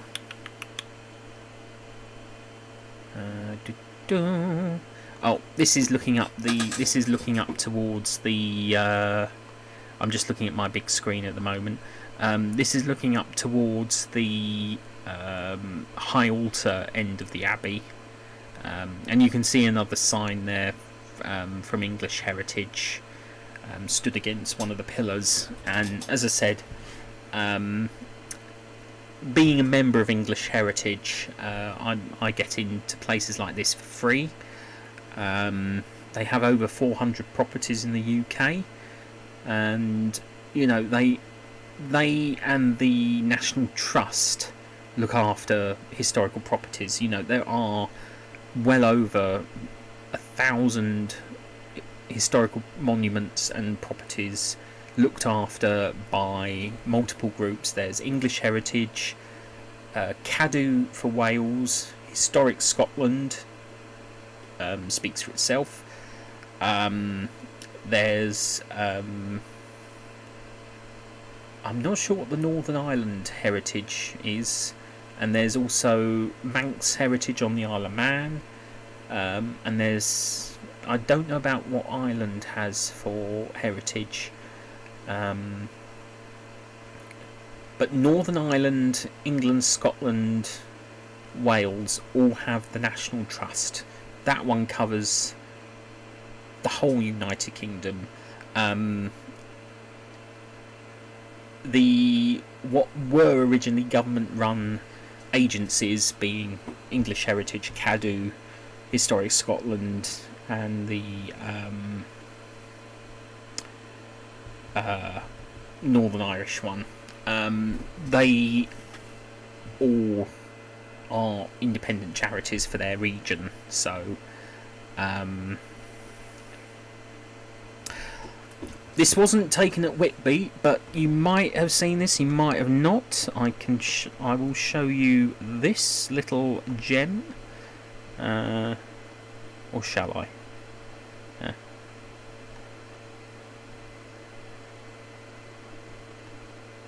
Oh no. Would anyone like to see an albatross? Would anyone like to see an albatross? Because I actually saw an albatross on holiday, and I don't think it'll be something I forget in a long time. I went to a place in North Yorkshire called Bempton. Oh, I forgot about that. I did forget about that. Okay.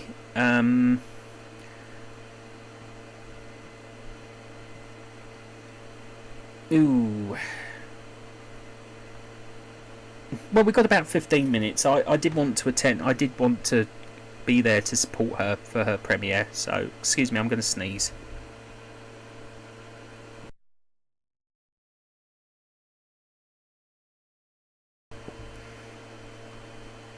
There we go. Hopefully you didn't hear it. Dear oh dear. I'm just going to try and find this picture of an albatross. Albatross! 2 chalk ices, please. I ain't got any chalk ices. I've only got this albatross. And that's the tame version. Albatross! Do you get wafers with it? Course you don't get wafers. No, that's a gannet.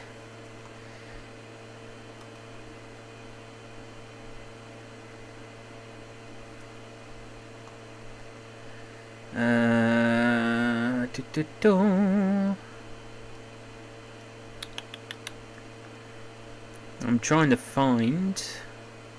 Oh,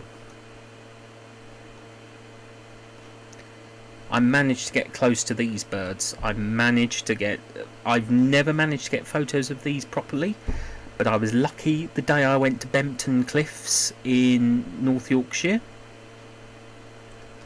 Puffins. I actually managed to get a proper photo of a puffin, I went in 2019 and I got some sort of photos of them, and there they were, just sitting on the cliff this time. And with my long lens, I managed to get a photo of one.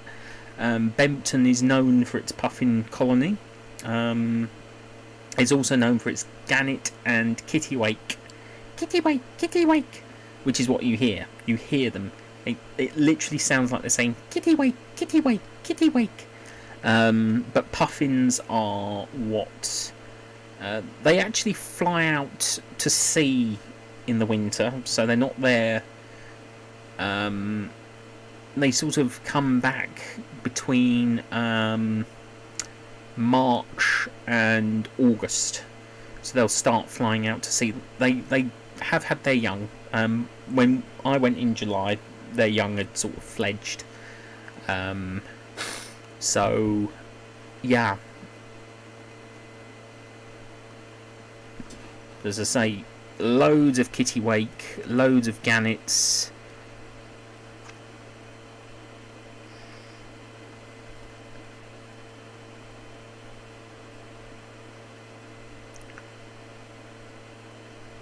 Not so cute, but that's a gannet. That's a gannet. They're quite big birds. They are quite big seabirds. They're not related to seagulls. Well, gulls. There isn't such a thing as seagulls. They are their own species. They also have a species there called fulmar, which are related to the albatross, but nowhere near as big. And that's a gannet.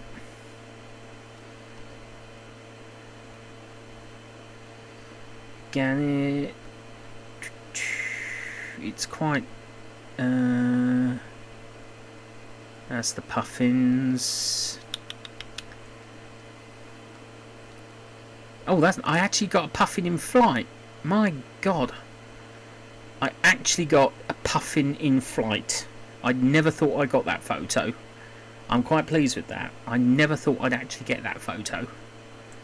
So that is we're on a voyage of discovery here.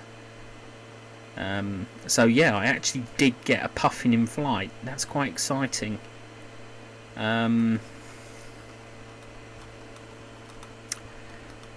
It's quite far down because it was flying. What's that? Oh no, that's a gannet. Gannet. Loads of gannets.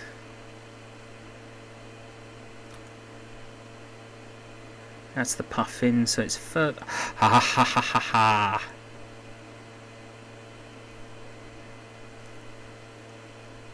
They're a bit blurred because obviously it was flying at speed. But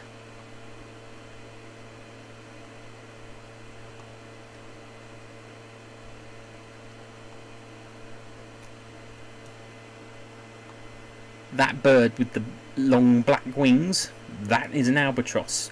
And albatross are usually only found in the southern hemisphere. What this one was doing in the northern hemisphere, they don't quite know.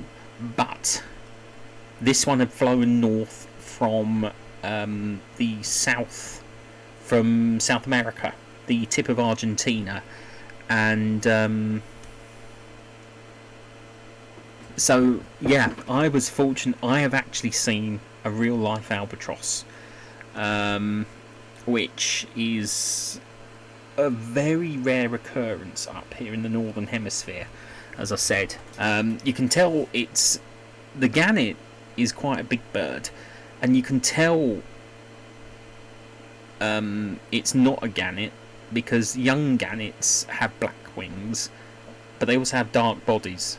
So it's got a white body and dark wings, and it also looks bigger than the gannet as well.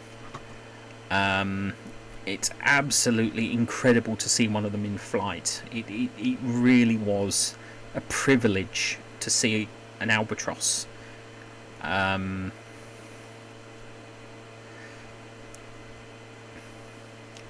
and I'll share with you one of the big highlights of my holiday.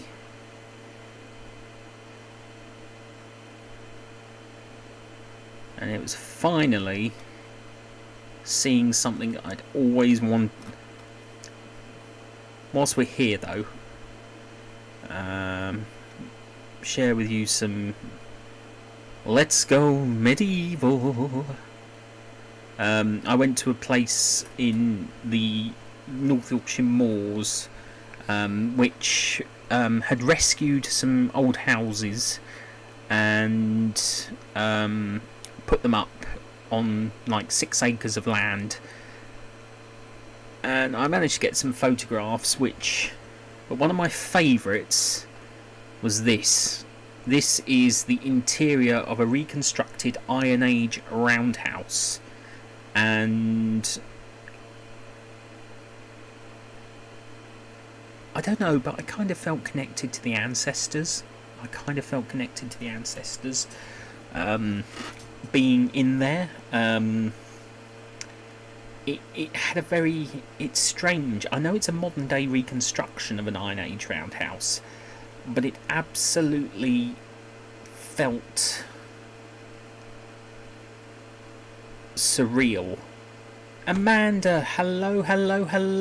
I'm just sharing holiday photographs and things like that, and I do intend to use these for project work, and I will make them available for project work, the Abbey as well. So if you ever need sort of it would be incredible to film a video there. I would have done if I had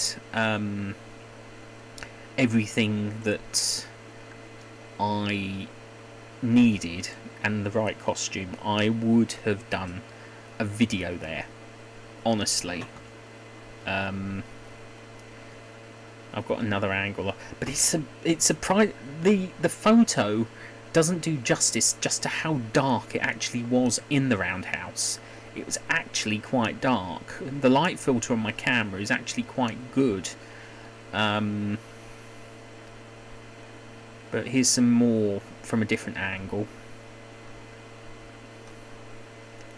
And you know, it would be perfect if you ever did anything, if you ever needed a hut or anything like that for a video or something, for a background. I mean, the only modern thing in there, and I will say this, is a fire extinguisher. But you wouldn't know, because I have managed to get every single photo without it in. There is an angle where if you stand you will see it, but if you're clever enough you can hide it in the photos. But obviously modern health and safety laws require that all buildings have at least one fire extinguisher, which is a bit out of place in a supposedly prehistoric but here's another of my favourite buildings. This one's a bit... This was supposed to be a medieval shepherd's hut, which and it is a gravel floor. It is a genuine gravel floor. Basically the building has been reconstructed as it was in the 14th century. It is as accurate as you can get.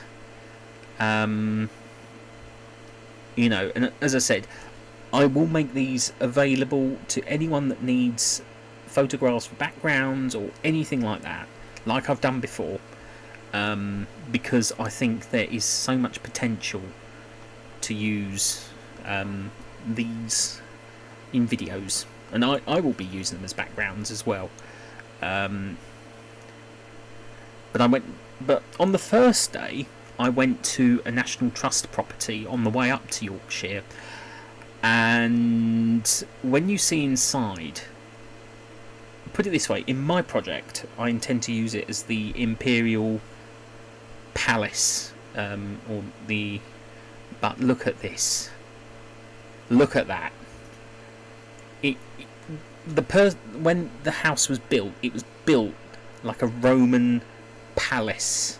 There's even a room that represents the Pantheon in Rome.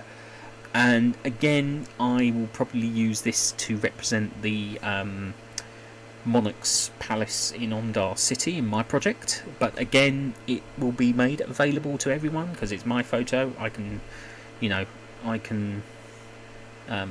use it as I wish because it's my photo. I took it. Oh, what have I done? What have I done?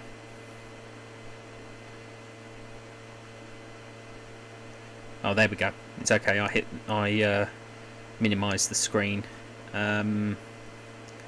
So, that's I can't remember what National Trust property that was, but it was where we stopped on the very first day on our way up to Yorkshire. Me and my parents. I went with my parents. So where shall I take you next? That might intrigue you for. If you ever need an outside building, that's the building that you've just seen the interior of, or one of the interior rooms. Again, if you need something a bit that looks a bit palatial, that one will be made available. I might adjust its angle because it is at a slight angle. I might keep it that way. But if anyone ever needs an exterior shot for a palace or something like that, again, all the historical photos will be. That's why. It's okay. Right. It is. It was a gorgeous place. I can't remember its name, unfortunately. I don't think I've got a guidebook.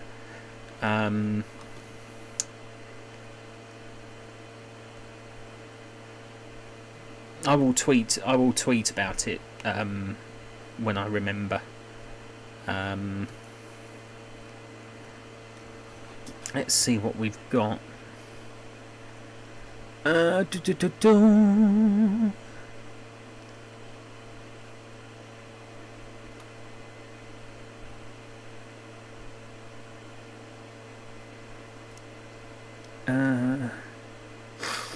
Excuse me. Sniffles. Got some other rooms here. If you like music, if you like a music room, we have the harpsichord room. It really was a beautiful place. All National Trust properties are beautiful in their own right. They all have their own character, their own history, their own stories to tell, and it is lovely to be a member of the National Trust and English Heritage. So that's a proper harpsichord. That's not a replica. There was a church in the grounds as well, but the church wasn't open. Thing is, I don't want to show too many photos because I don't want to spoil it really. And when I say I don't want to spoil it, it's because I want people to sort of see them as I share them. But I will share this one quick. If you ever need an empty space to represent a room or anything, I do have this one. It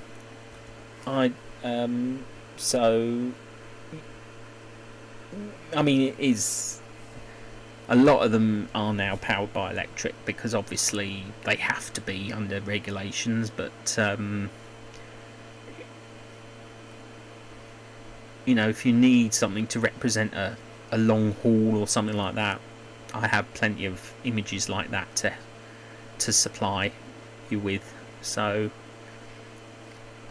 sort of the showcase, as it were, to give you some ideas for.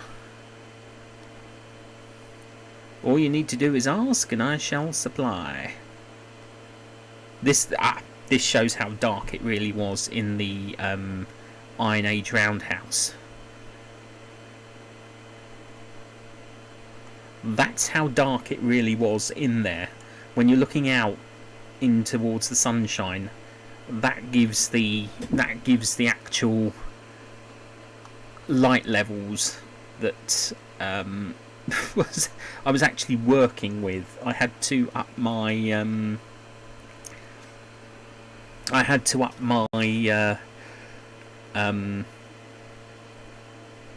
light filter quite a bit to get decent photos. So yeah, that's kind of how gloomy it really was inside the Roundhouse. Your eyes did have to adjust, but it was so cool in there. The air, because between the thatch and the wall, there is actually, you can see some light coming through. There is actually probably a good foot wide gap between the wall and the bottom of the thatch, so ventilation is incredibly good. And it was a really hot day, so it was well, you know, drop me a message and I can email them across to you, Sage. Let me know what you need, and I've got plenty of medieval interiors that I can supply you with from various locations I've visited that have medieval buildings. So let me know what you need, and I think if I go to my Weald and Downland folder, if you ever need one, because I have got a folder for that as well.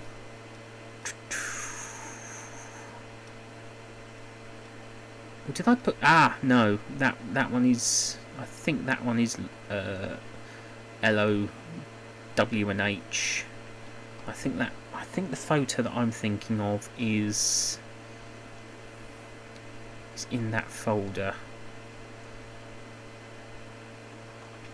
But if you ever need it, hi Nick, thank you for joining. I'm just sharing photos and holiday snaps, as it were. I'm just trying to find an image in case anyone needs it. Go to Ondarian Monarchy. Maybe I didn't put it in there, but we'll see, because I've got on my Wealden.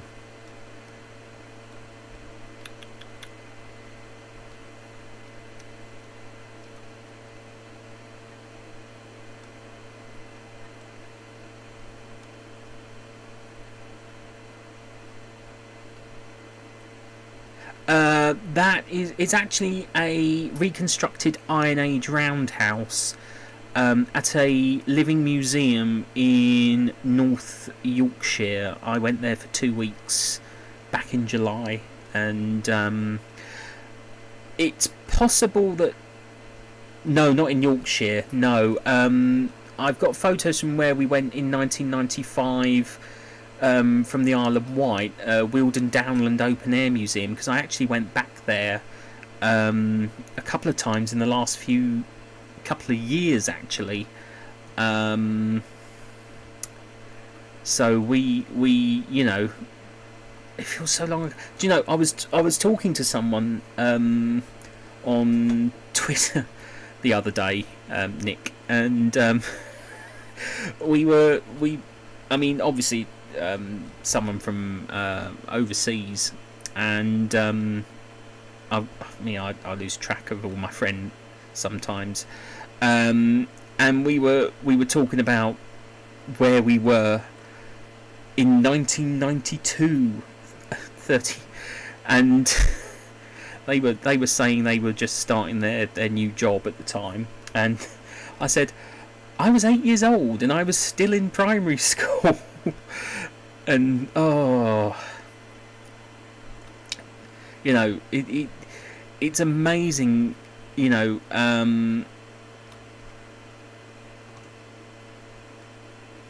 30 years, it feels so long ago now, but it all just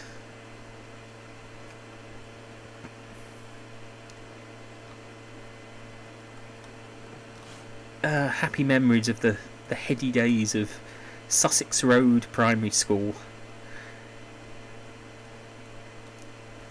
I saw one of our teachers the other day, one of our former teachers actually, Nick, whilst I was out and about, and you know, it was incredible to think she was still going, but you know, it was. I mean, obviously she didn't recognise me because obviously I've got the beard now and I'm 38. You know, I'm not the small, you know, 8-year-old boy that she would remember. You know, so.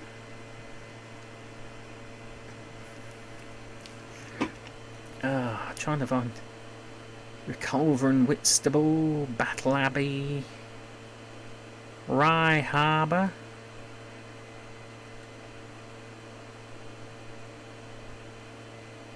I've got so many different photos. I lose track of all the photos I take now.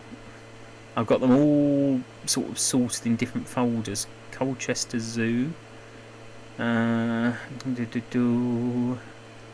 Somerset and Cardiff. There's lovely.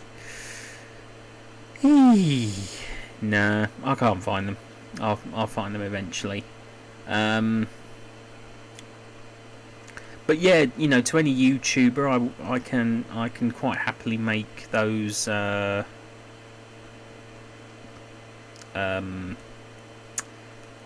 photos available. So I will just resize myself back into the screen. Oh no, and I moved myself completely out of the picture.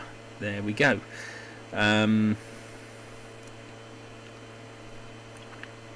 Mrs. Goddard, yeah, and still as she didn't look any different. That's the thing, she didn't look any different. I remember when she used to do French Club and Guide Dogs for the Blind, which you know, I think I was a junior member of Guide Dogs for the Blind at primary school.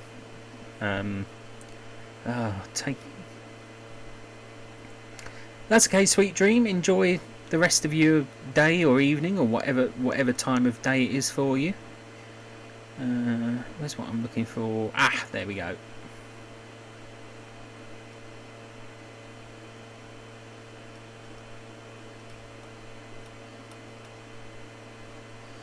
I need to find the JPEG. There we go. But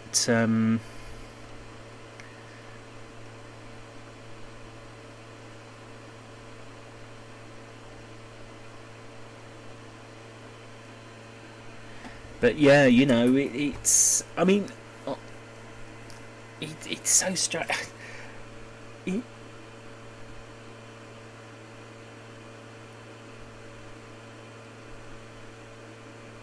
No, I never did that, and I wouldn't be able to now because I'm lactose intolerant. I'm dairy free now because of my health. Still waiting for the gallbladder to be taken out, so I'm still waiting for surgery. What else? What else is going on in my life? Currently unemployed because I left on health grounds. Yep, being investigated for epilepsy. I'm now on medication for epilepsy, so it's all go in my life, all go. But you know, I carry on, and I've already had the MRI scan. Oh jeez, sorry, jeez. Oh dear. No, I never did chess, to be honest with you. I tried chess. I just couldn't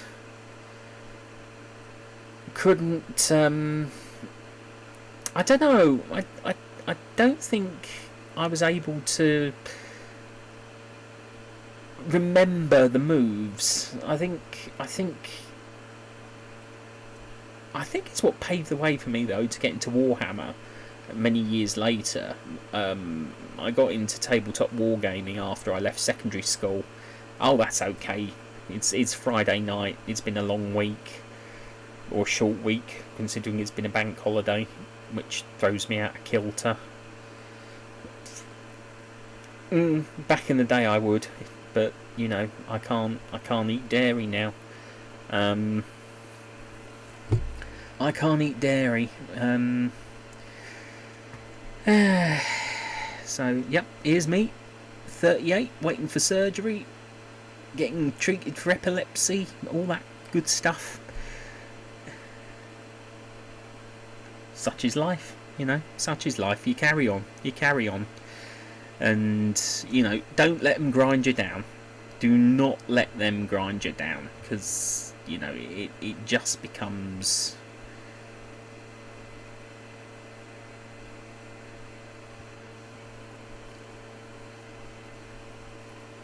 Ooh.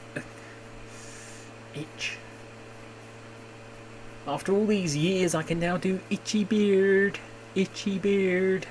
like we used to do on the playground when we used to itchy beard. Oh, takes me back. I was looking at old school 1990s music today. Actually, I was watching music videos by Sash and Scatman John and who else? Yeah, you might want to be careful with those. You might want to be careful with those emojis, Amanda. That's yeah, you need to be careful with those emojis.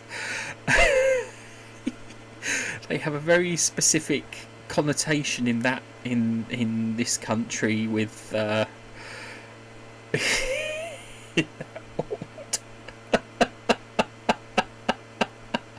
yeah.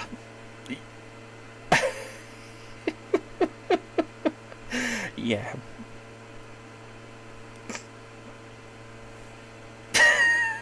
God. Yes.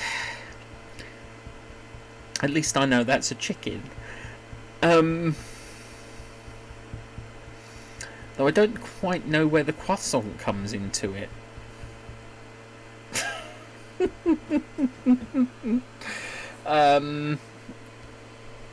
Okay. I'll explain later.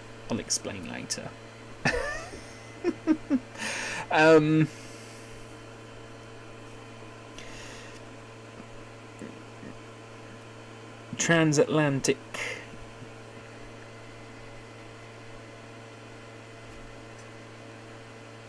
You've missed the boat there. I've already had a laughing fit. You've missed the boat there, Amanda. I'm afraid I nearly pulled a muscle laughing earlier on in the live stream about 45 minutes ago.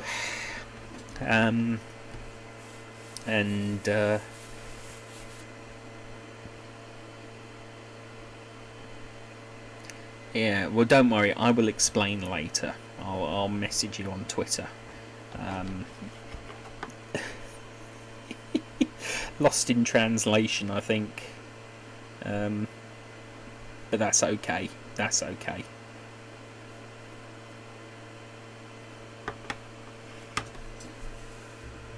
Not gonna work. Because, as I said, about 45 minutes ago, I had my laughter fit. In fact, my throat is... I might have to go and get a drink. I will be right back after these messages.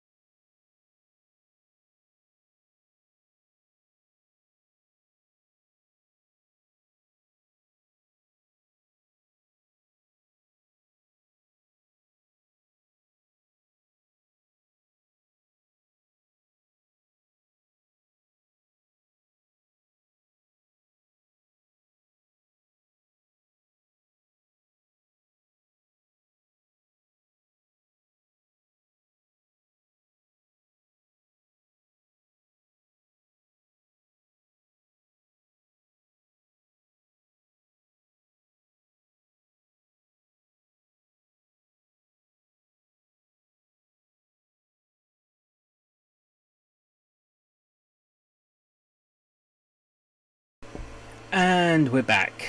I just went to go and get a drink. But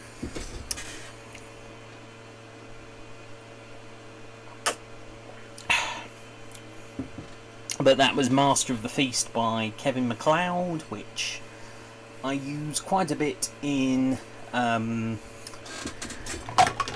my YouTube videos. So, you know, makes a good sort of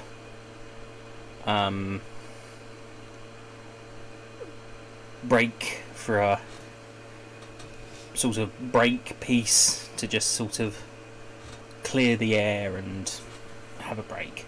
But I am going to take it down a bit quieter now, because obviously it's the evening, and obviously people have got to start going to bed. So I'm gonna take it down to the level of Bob Ross, and possibly take it down to the levels that you would expect of an ASMR artist, and very much a Bob Ross fan.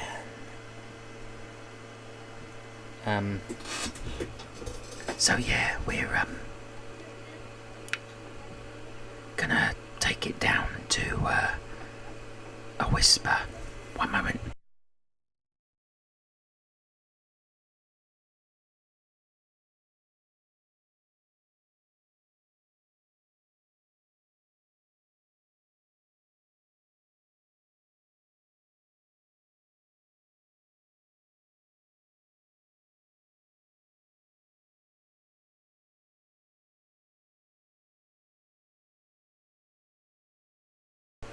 Sorry about that.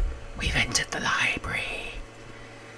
So, you know, I'm gonna keep it down a notch now. Take it down a notch, and sit forward and speak into the mic in a much more sort of quieter level. I'm gonna just lower the volume on my headphones because I can hear the feedback, and it's quite irritating. But I tried this out last week, and it proved popular. So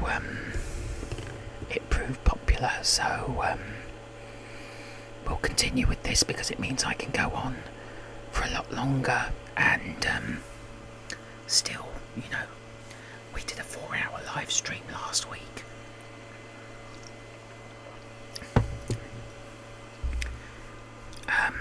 I will probably have to silence my microphone again in a minute.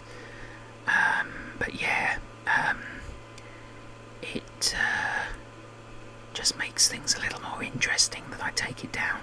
And a lot of people liked my whisper. They say I don't whisper enough in videos, that I don't do enough whispering apparently. But hopefully you can hear it, and hopefully you like it. So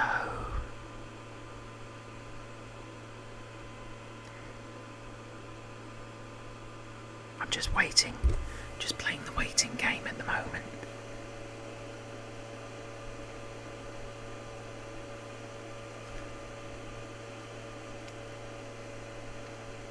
There we go.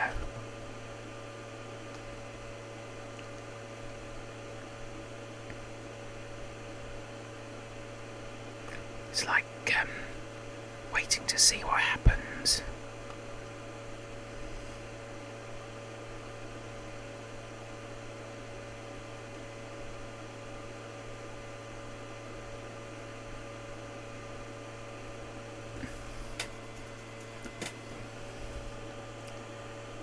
It's there we go. Yeah, so this is obviously my whispered tone, and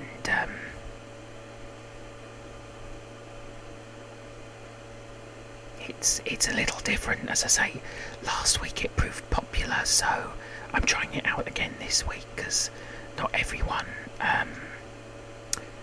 everyone who watched the live stream last week liked the quieter sort of post 10 o'clock I did, and it makes it much more intriguing because no one, not many people experience my voice as a whisper. Closest they've ever got to it was when I did the voice of Mordred, leader of the Sclade, in an episode of Lord of War and Heartache. Let me see if I can find the episode. It comes under the Vampire Saga. I'll try and link it for you. Dragon Saga, Troop Saga, Cleon Trajan. Vampire Saga. Here we go. Rise of the Sclade. There we go.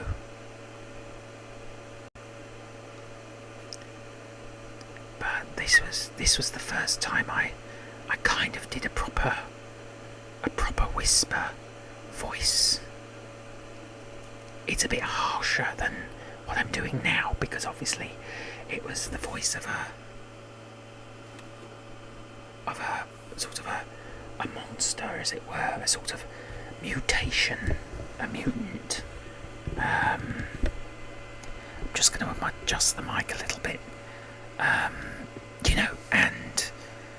as I say, last week it was a 4-hour live stream, and I'd like to try and make it go a bit longer if I can. 4 hours, 8 minutes, 29 seconds last week, and we're already at the 2.5 hour mark now, so we're doing pretty good. Took us past midnight last week, so let's hope I can get to, I'd like to try and get to 1 a.m. if I could, make it a 5-hour live stream, but we'll have to wait and see. I don't know who else is it. Give me a thumbs up or a shout if you're still with me.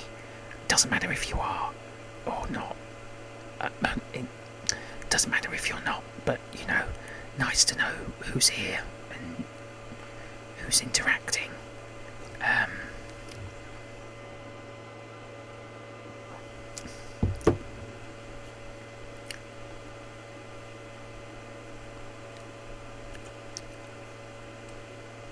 So, according to this, there's two people watching. You're back, Amanda. You're back. Yeah, so I've gone over to the, I've become a bit of a whispernaut again. It proved popular last week.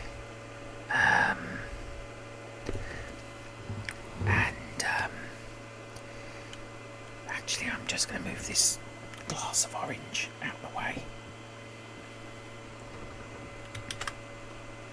Just going to put out a new tweet.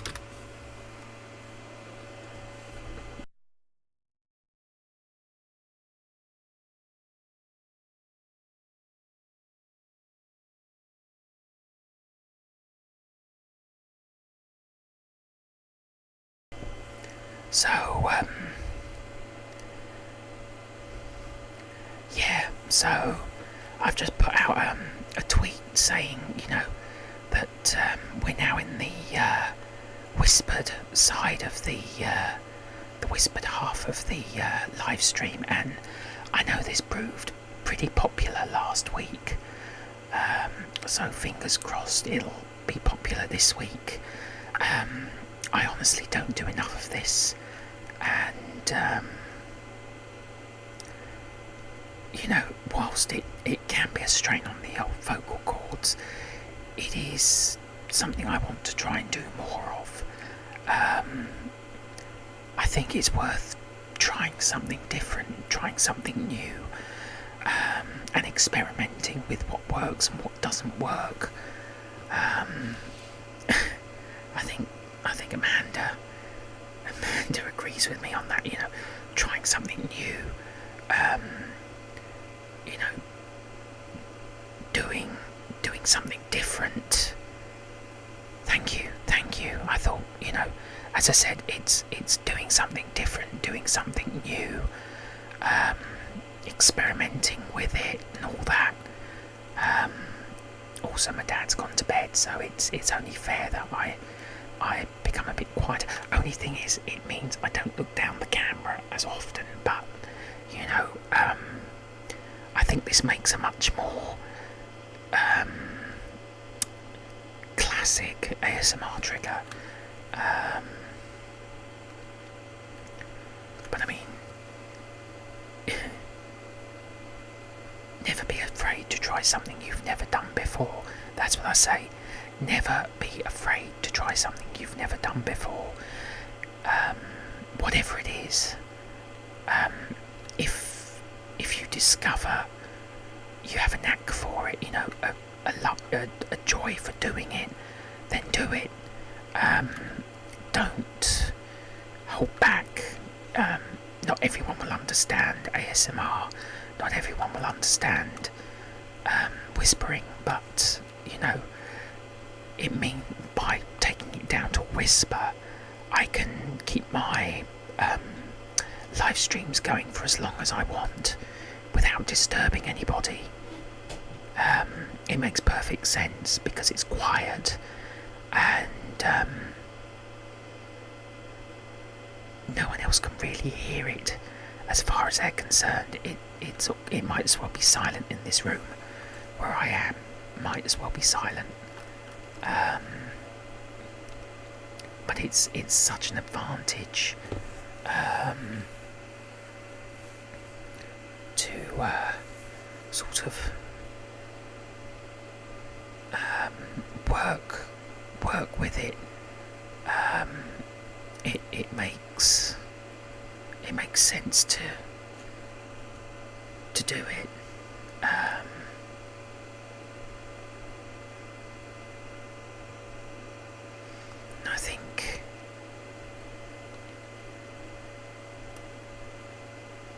I think it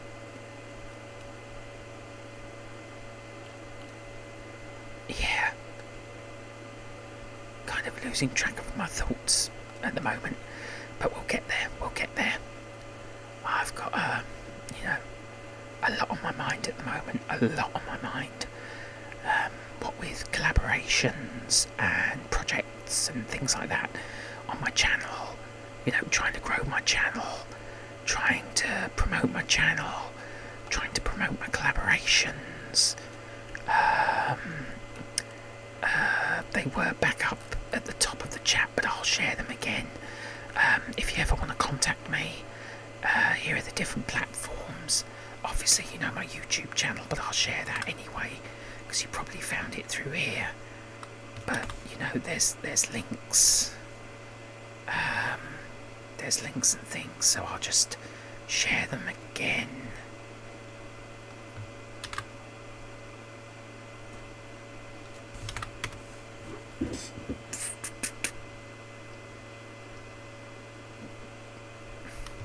And these are all the different ways you can contact me. Through social media.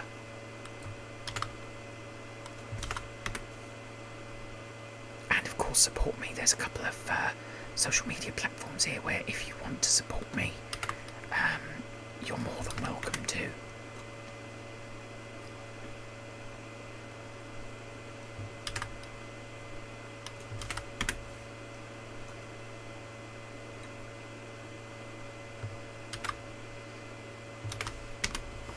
So that's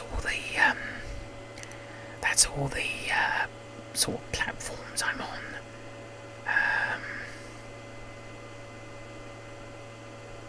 Yeah. So you can DM me on Instagram, Twitter. You can email me. In fact, I don't think my email emails there, so let me have my email.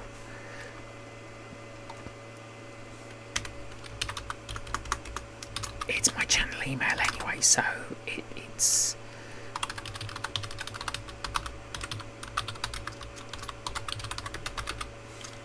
So it is accessible on my YouTube channel, but there you go, just in case you ever want to email me as well. You know, I try and respond to all messages and emails. You know, if you want to collaborate with me, you can. If you just want to ask me questions, you can. I've always got something on the go.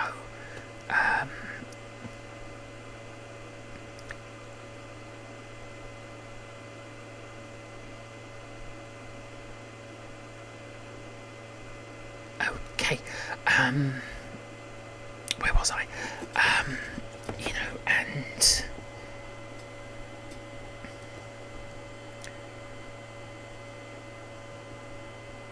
it just, I'm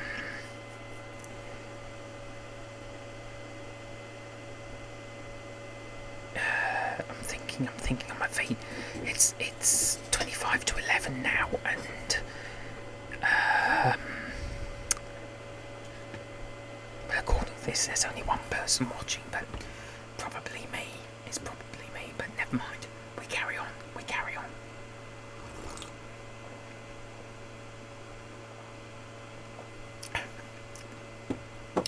Wave your hands like you just don't care.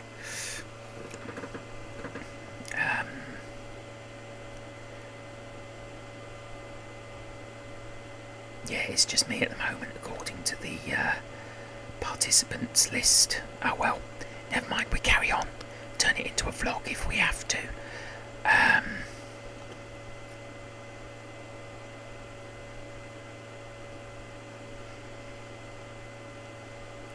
But, you know,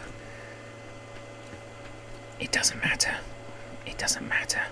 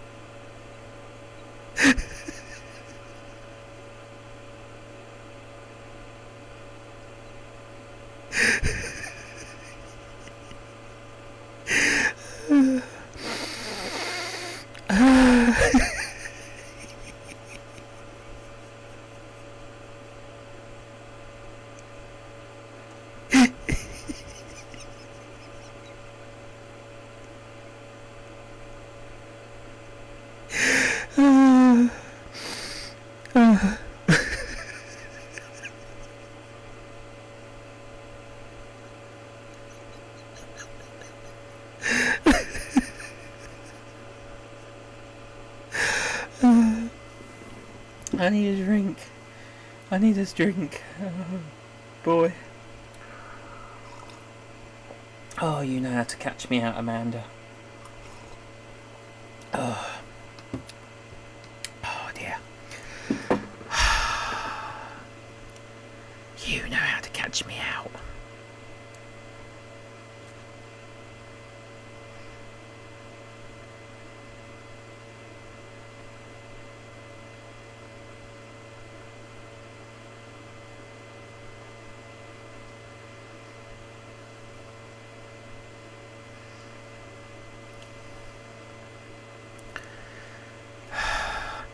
Luna, hello.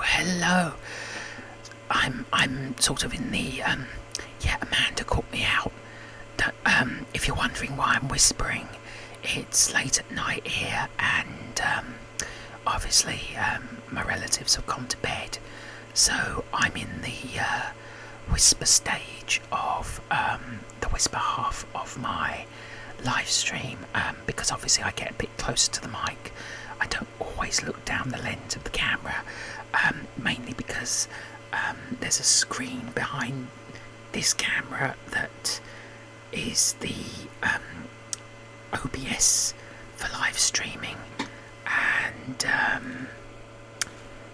then there's the screen that I actually have YouTube on, so I can see who I'm talking to.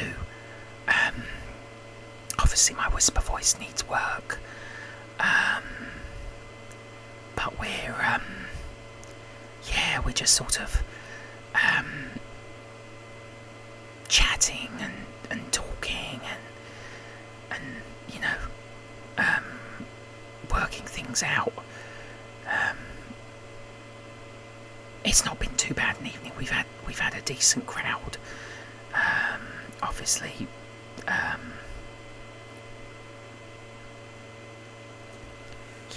so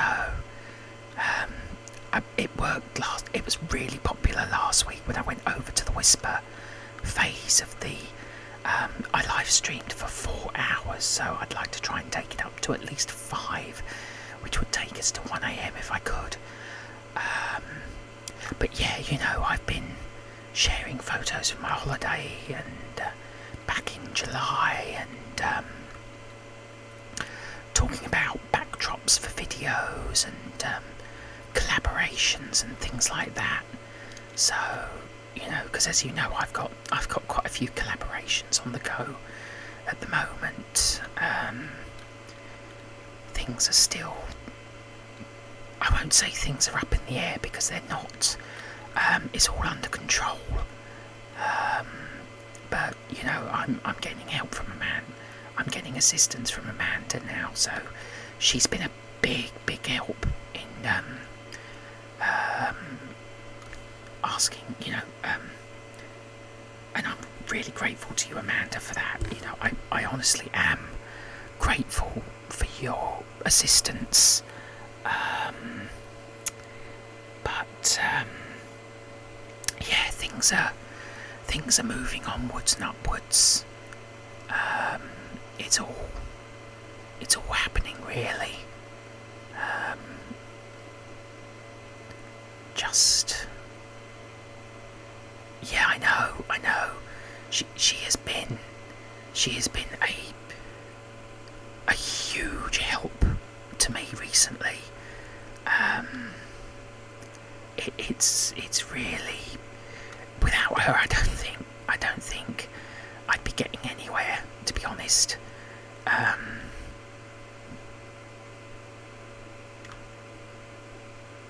think it just needs. Well, it's true, Amanda. You've been a big help, reaching out, helping me out with things, and because you know I struggle approaching people and things like that. But you seem to have the knack for doing it, so you know I really am grateful to you.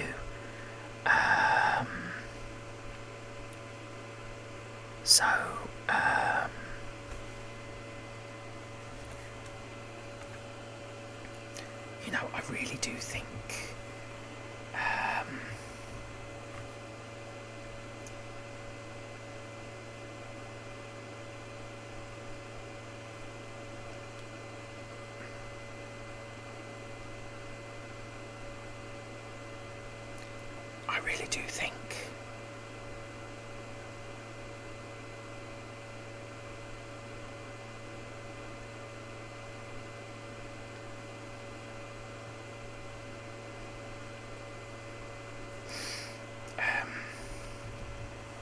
because I mean, as you are well aware, there is one particular collaboration that I kind of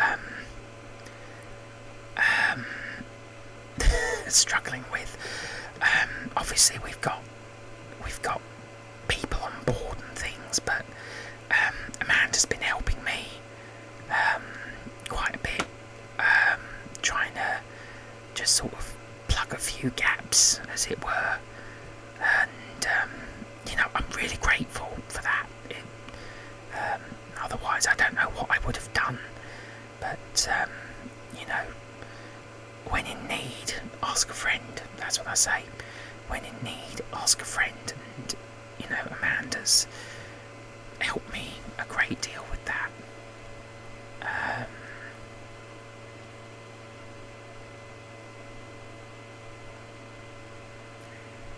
It makes it just makes it a lot easier, because it takes a lot of pressure off me to have a sort of a friend to help out, or what have you. I'm trying to think of the words, but they're not coming forward in my head.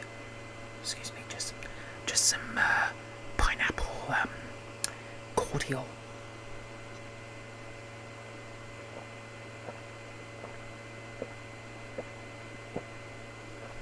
Sweet. So I'm just sort of working on bits and pieces at the moment, script writing and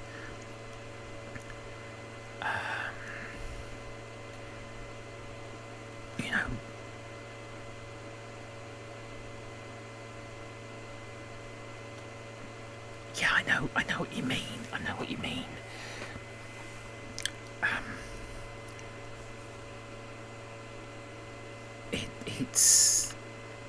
It's been a funny few weeks for me as well, and I think now I'm being checked over for epilepsy and things like that.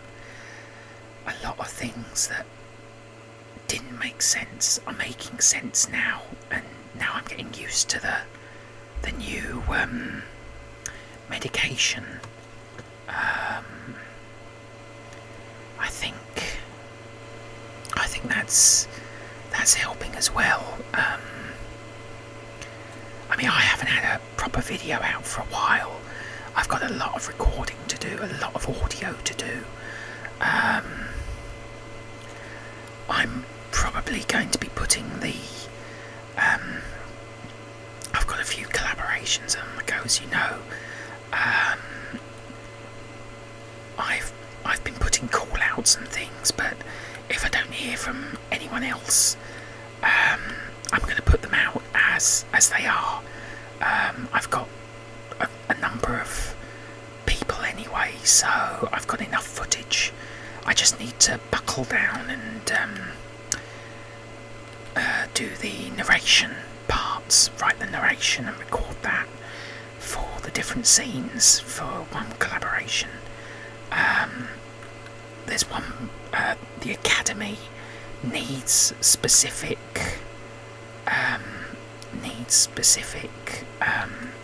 characters to appear, so that one is still on hold. But I think the favourite ASMR Trigger collaboration will go ahead. I've got a few participants. I'm hoping that a few more people will join. I will put another call out for that, and I'm waiting to hear from a couple of people who Amanda approached very kindly. I've had 2 people say they can't do it, but I'm waiting to hear from a couple of people that Amanda has approached on my behalf, so hopefully I'll have some news then, which means I can either go ahead with what I already have, or we'll have some extra footage. I don't know yet, but watch this space if you're watching the replay. Watch this space, because I will have an update at some point for everybody, for what projects are taking place when. So, hopefully I'll have some news. I mean, I'm just going round in circles here, to be honest with you, because at the moment I haven't really got a lot to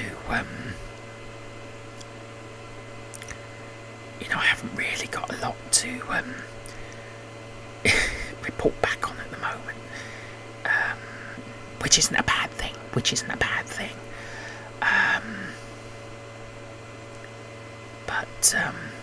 you know, I'm just ticking over, really, doing what I can, when I can, how I can, and taking it.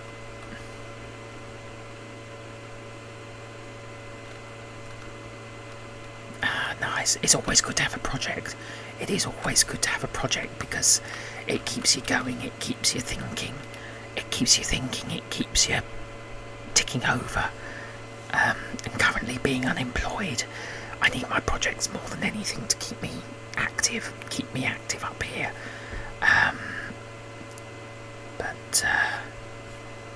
Well, I look forward to seeing it, whatever it is, you know.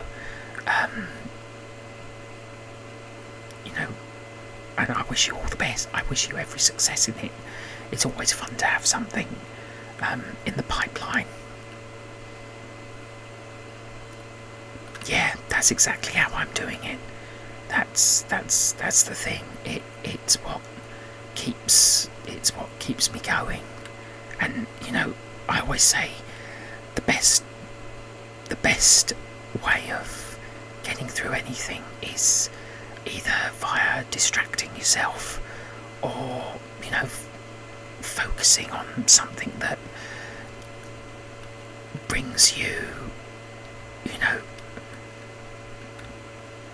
brings you joy, brings you fulfillment, brings you that sense of satisfaction and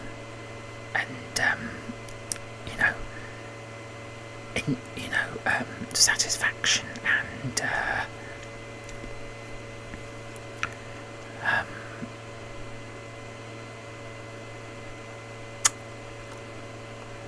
sort of achievement, you know, that sort of thing, and it all falls into place in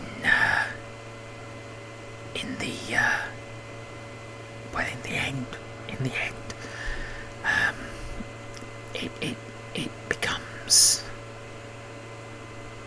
it becomes a part of you. Really, it does become a part of you.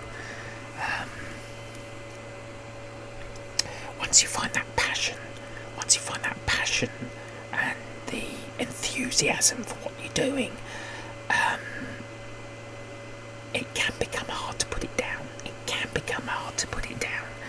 But if you believe in something so much, you don't want to put it down. You don't want to let it go. And, you know, doing a project becomes a passion, because it keeps you going, it keeps you ticking over, it keeps you thinking, it keeps you focused, and at the same time you're focusing on you, you're focusing on your needs, your needs, your self-care. And I think that's really important. I really think it's important to be caring for yourself in the way that you are, because there is only one you on the planet and each of us is unique. You know, there's only one you, there's only one me. We're all unique, and we all need to take care of ourselves, be it physically, mentally, emotionally. And I think it's really important to have that in our lives, really. I think it's something that we all need, to move forward and bring ourselves in a peace and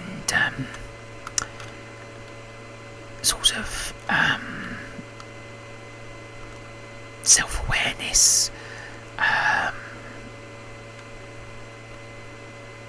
self-understanding, self-love, self-acceptance.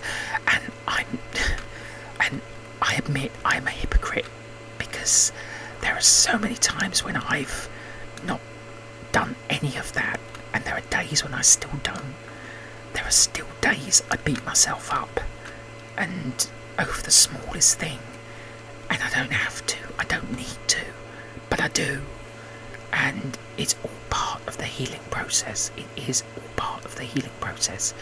We are human at the end of the day, and it doesn't matter who you are or what walk of life you come from, or how you choose to live your life. I mean, granted, I don't support, no, I'm not going to go down that route, because, as you know, I always make sure that my social media is a safe haven for anyone who needs it. It's my social media is a safety net for anyone who needs it. If they need a place to talk, it's there for them. They can DM, anyone can DM me who needs to talk. Anyone can message me on Instagram, message me on Twitter, email me. As I said, if you scroll up the chat, you will see I shared my social media, which I do quite regularly in these live streams. But the door is always open to anyone who needs somewhere to talk, whatever they're going through. If they just want to vent or, talk. Here I go again. Round and round in circles. Round and round in circles like a teddy bear.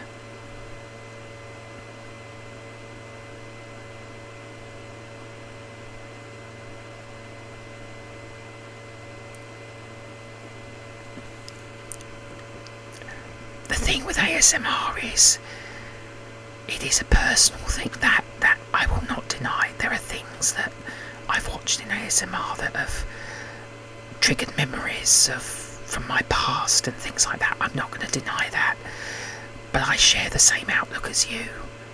There are many times I've thought about quitting, and if you've got a dream,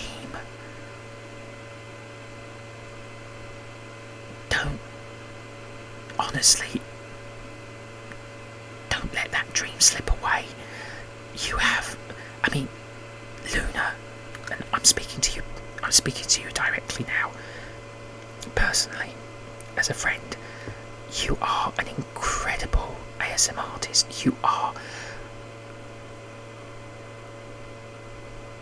such an incredible heart, an incredible soul, an incredible person. You are a dear friend to me, and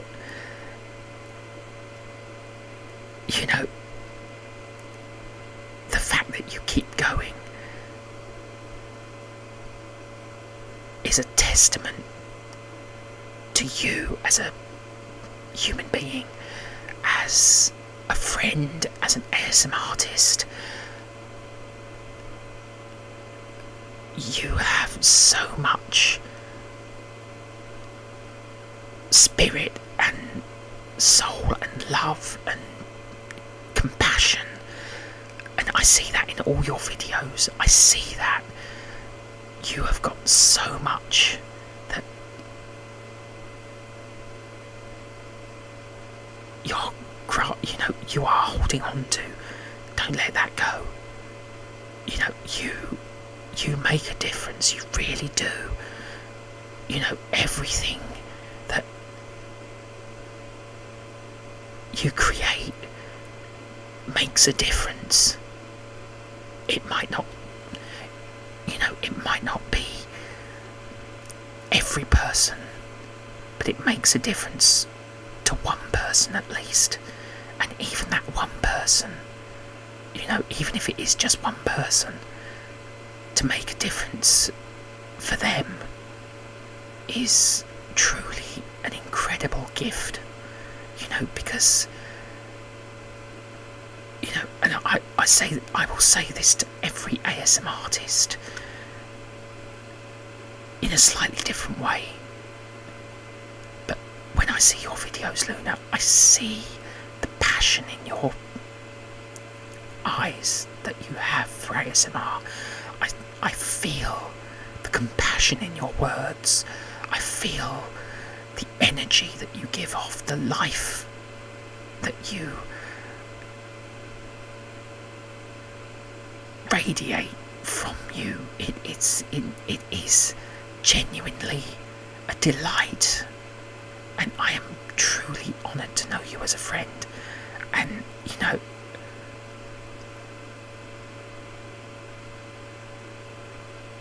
I admit that there have been many times I've thought of quitting, and something always makes you bounce back. It always does make you bounce back. And I think in my heart, it's the fact that we as a community are making a difference. We are helping people, not to a degree. We are helping people.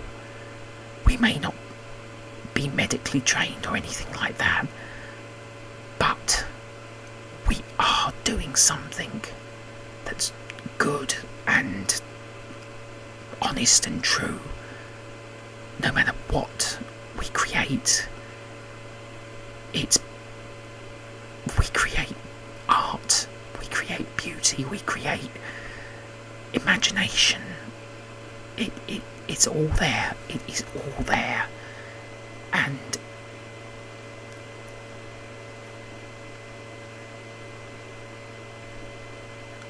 I think, you know,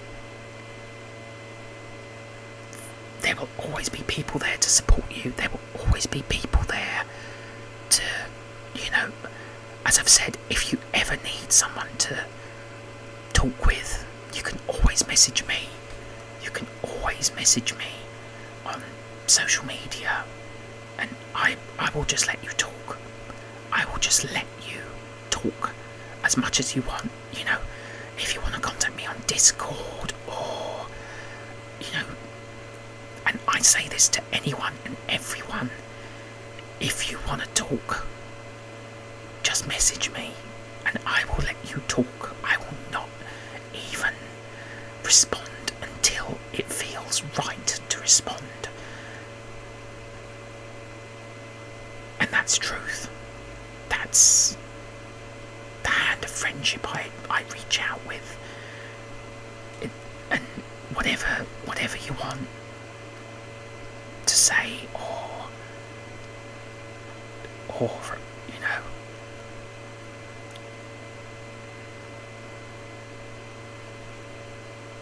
or do, you know. And I say this to anyone. I will say this to Amanda. I will say this to Sage. I will say this to Julie. I will say this to Sarah. I will say this to any ASM artist or anyone in the ASMR community. If you need someone to talk to, I'm here. I'm listening. You're very welcome, Luna. You really are. Because, you know, I've been through, you know, so much. Excuse me. So sorry.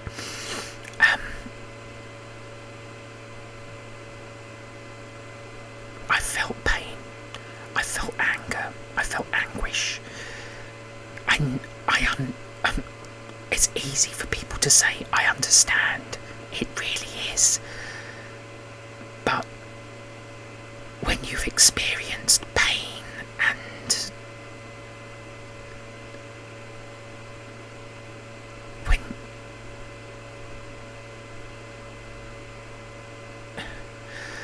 when you've experienced pain and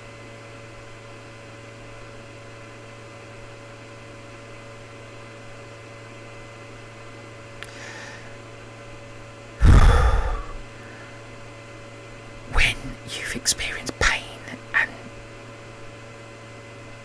suffering, I've always spoken about the mental abuse. I've always been very open about the mental abuse I experienced at secondary school, which in America is known as high school, just so people know. It sticks with you. It sticks with you for a very, very long time. We are talking about over 20 years ago now.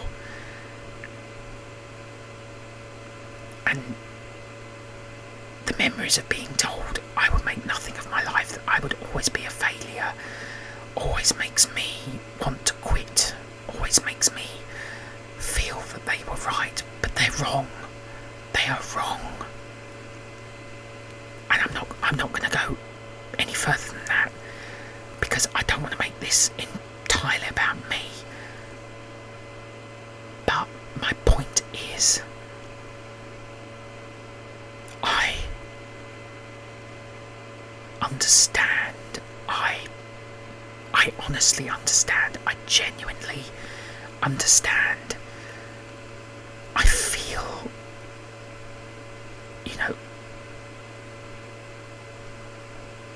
empathy. I feel compassion, because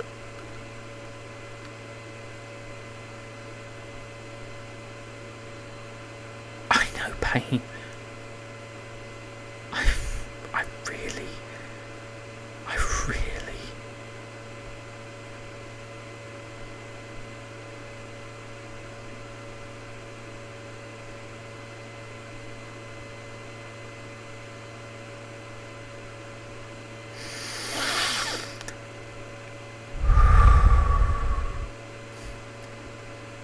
Isn't it amazing? I always look at what I write in the description. I say, it's Friday night, let's go live. Time for a chat and random stuff. Let's see where this takes us. And sometimes it will take us to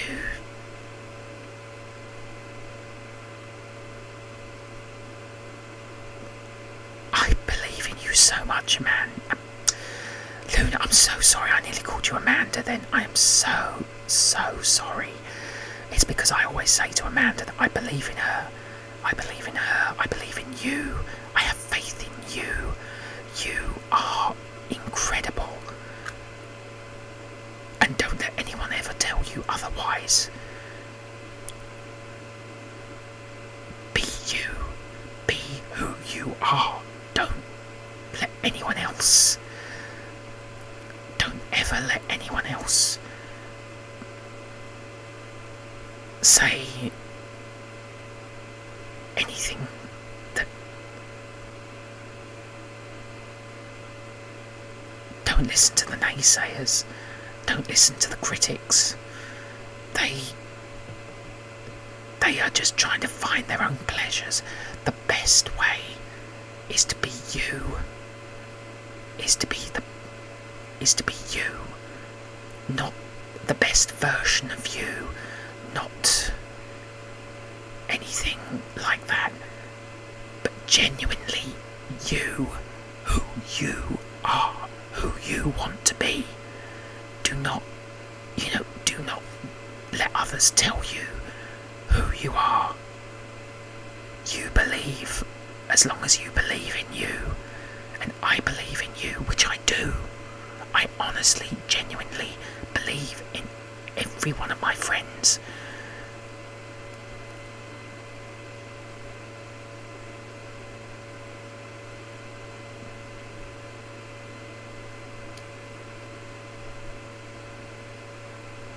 And yet, sometimes it's hard to believe in myself. That's the thing. And yes, I know I've brought it back to me, but that's the comparison I have. That's the only comparison I have. I can't compare I can't compare anyone else to anyone else. The only point of reference I have is myself. Because I know my experiences as much as you know your experiences. We don't experience our lives in the same way. We are all, as I've said before, we are all unique.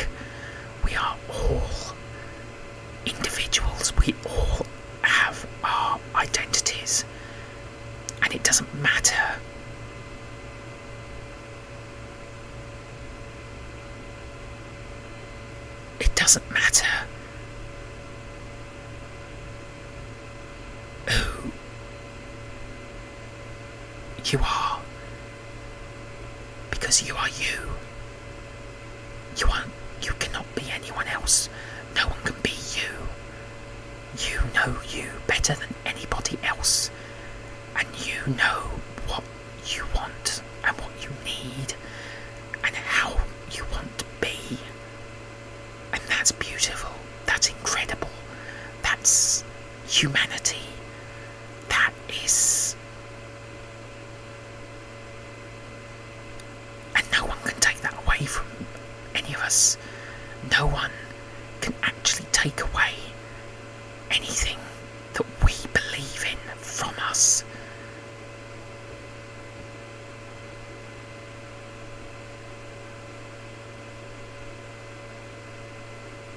And that is the greatest truth of all. We are who we are because we choose to be good hearts. We choose to make a difference. We choose to live in harmony. We choose to be helping others.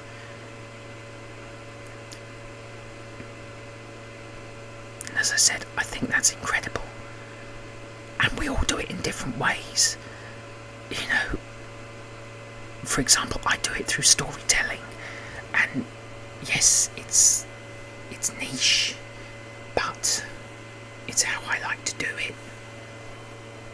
And, you know, my form of ASMR is entertainment, you know, and we all have our own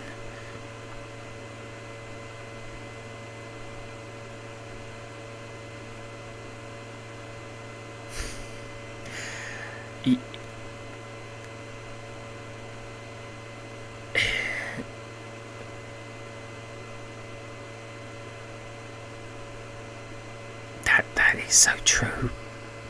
I do.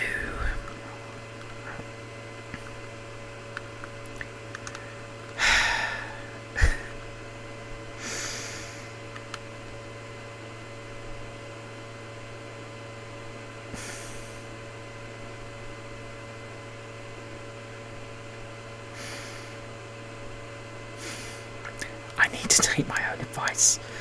Yeah. I am the worst person on the planet for not taking my own advice. I admit that. I absolutely admit that.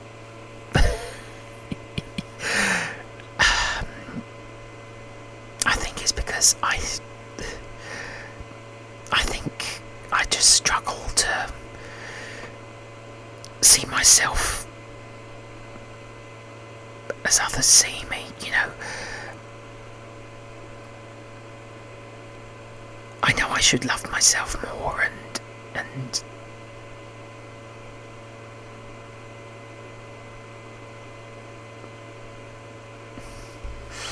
I know, I just gonna have a quick drink.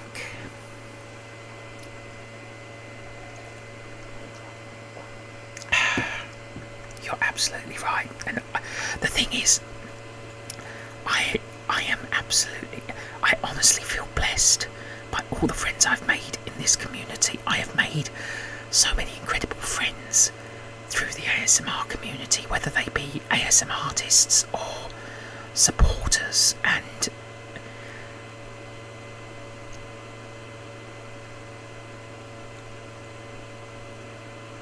it's just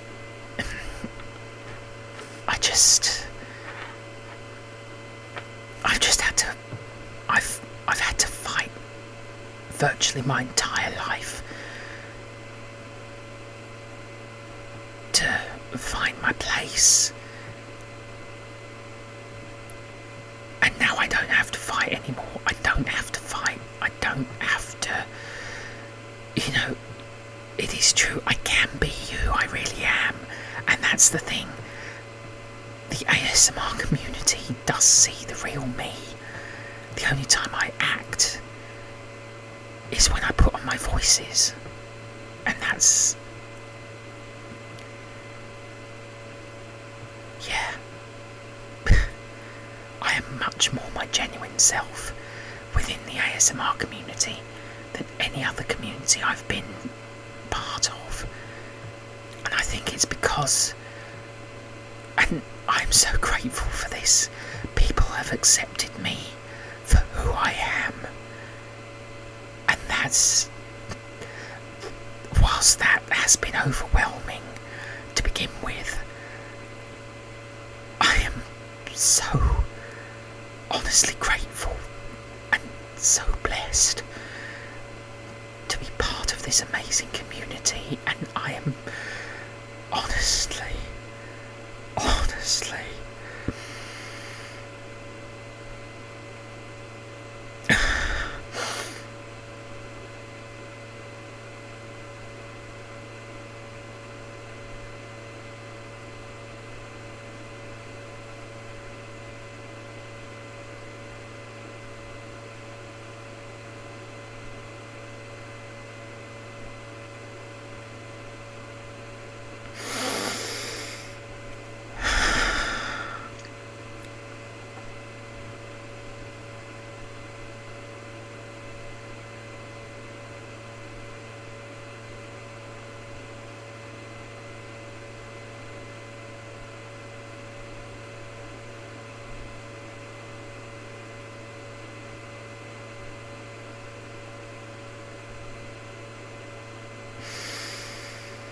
thank you, Amanda.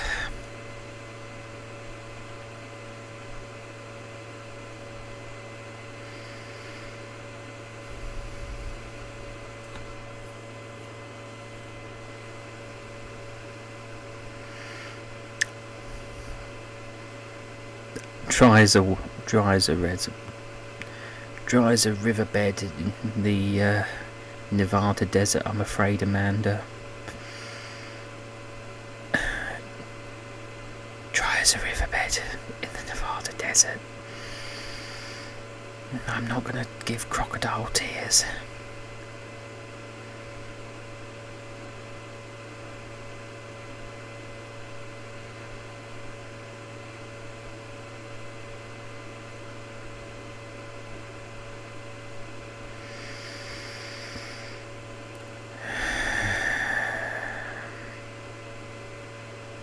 I'll be okay. I'll be fine.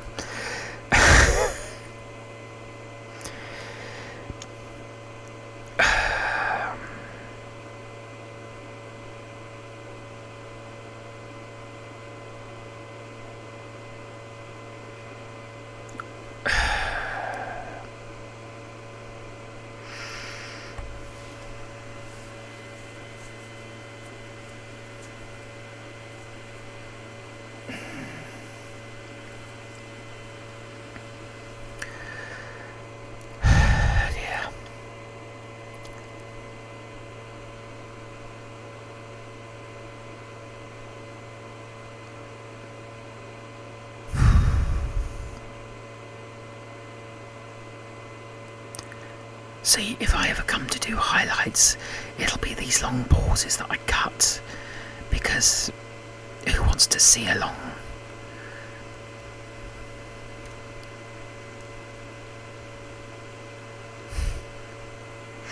Thank you, Luna. Some might say I'm persistent. It's the passion and the enthusiasm I have that keeps me going. I think if I wasn't, and the community keeps me going as well, that is so very true. I don't think I could have made it. I couldn't have made it on my own. You know, this community. Oh, Minnie.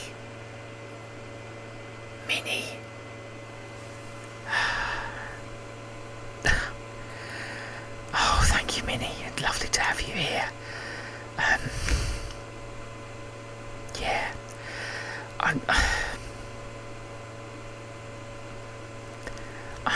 just sort of...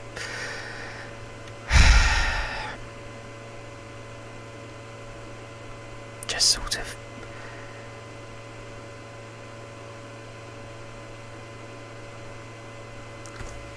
oh dear, I'm just sort of...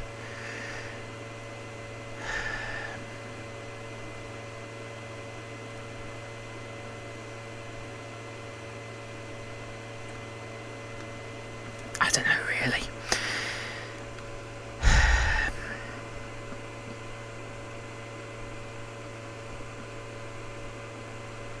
But as I said, you know, I met so many incredible people and made so many incredible friends, and you know,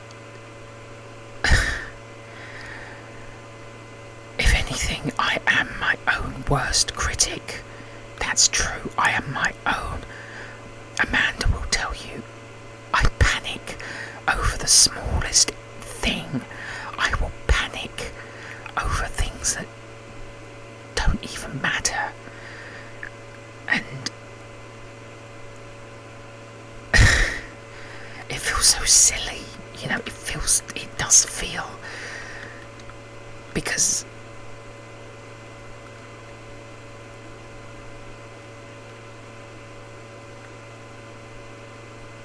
I fall apart. I just fall apart because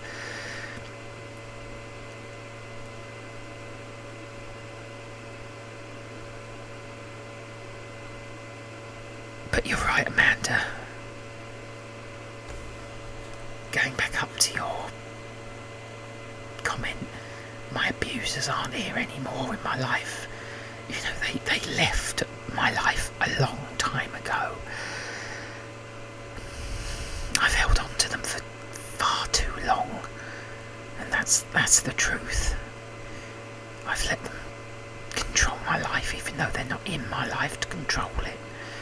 And that's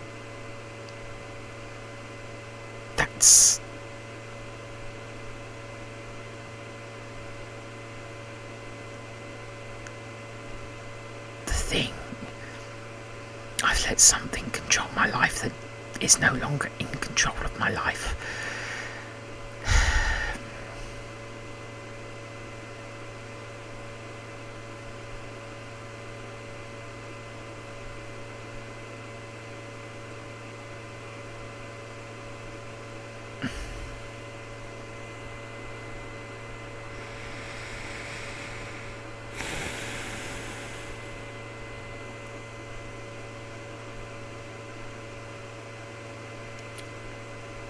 I'm not ending this live stream. I'm going to carry on. I am going to carry on till beyond midnight. We will get well over the 4 hour. I'm determined to get close to the 5 hour mark. I am determined to do it this time round. We've gone over 4 hours several times in the past.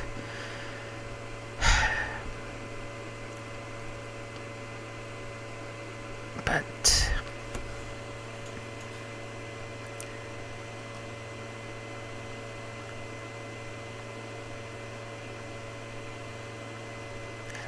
so anyway,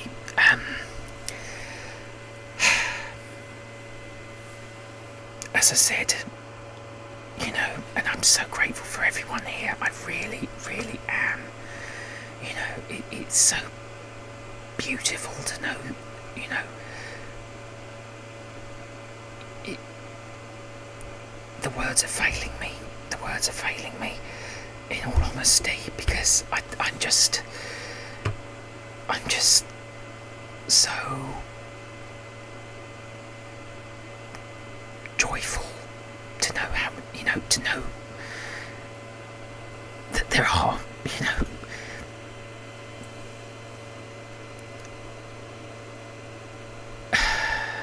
I do.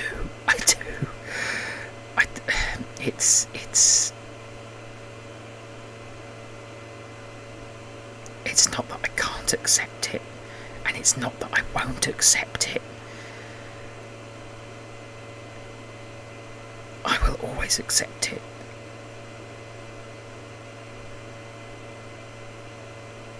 It's just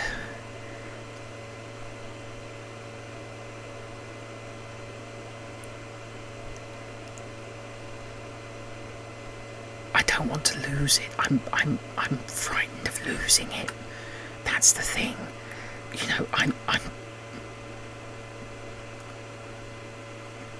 frightened of doing the wrong thing and losing it. That's the thing. I accept it. I honestly, truly do. But I'm so frightened of losing it. I'm so frightened of becoming someone who loses that love, who loses that friendship, who loses, you know, who falls from grace. I don't want to be that person. I honestly don't want to become that person. I am fearful of becoming that person that loses that love, that loses that loses it all. I don't know what I'd do if I lost it. I really don't know. I really don't know what I would do if I lost that, if I lost it.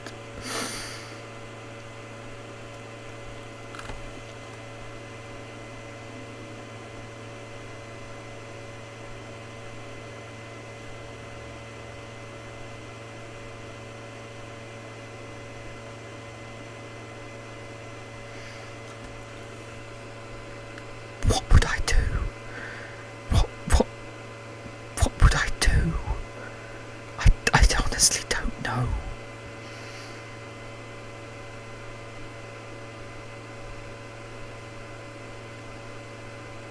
Indeed. It's not that I can't accept it or I don't accept it, because I do. I'm just afraid of losing it.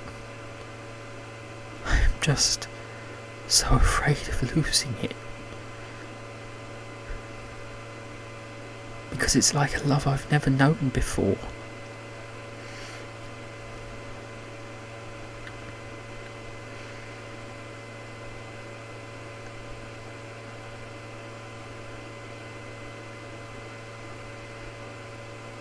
Thank you, Luna. That makes sense. That makes sense. Oh, thank you, Amanda. Oh, and Minnie, thank you. Thank you so much.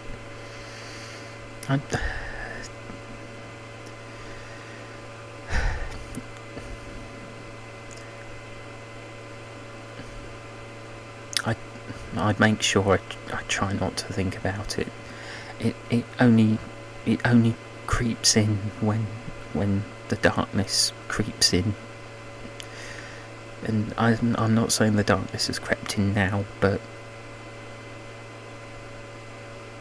I just wanted to share with you my fear of that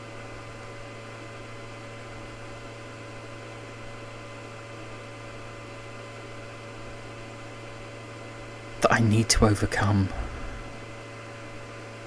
I need to overcome this fear, because you're absolutely right, Luna. It will happen if it takes a grip too tightly, and I can't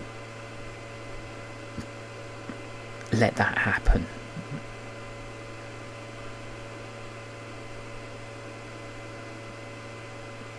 I will face that fear, and I will continue being the friend you know me to be. That's a promise. That is a promise. I'm going to look down the camera lens directly and say that is a promise. I promise. I absolutely promise that I will overcome this fear.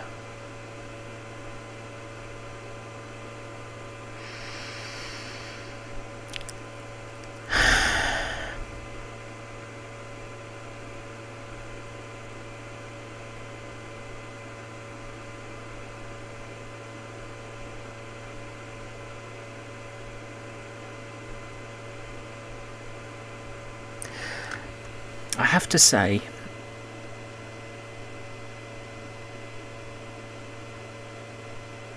I have to admit, talking about it and saying it all out loud feels a relief. It does feel relieving to say it out loud, to let it go, to let it go as words, and it makes such a difference. I'm going to have a quick drink.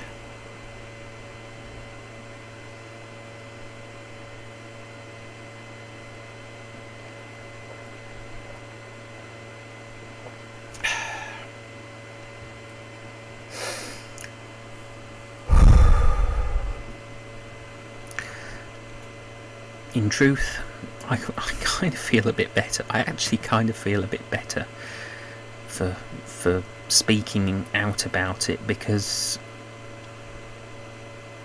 I think if I hadn't,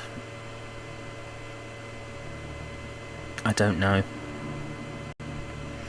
But I'm glad I have, and I'm glad you're all here. I am honestly, truthfully glad you're all here. It means so much.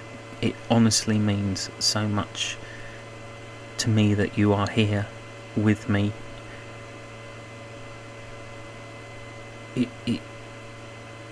Yeah.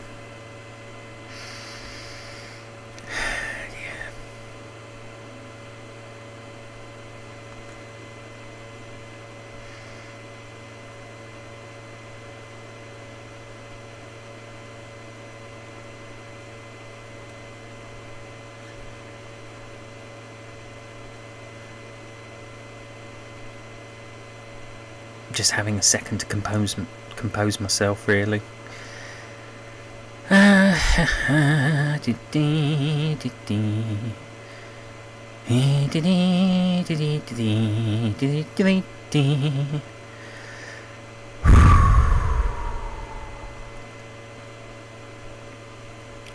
Quick vocalization to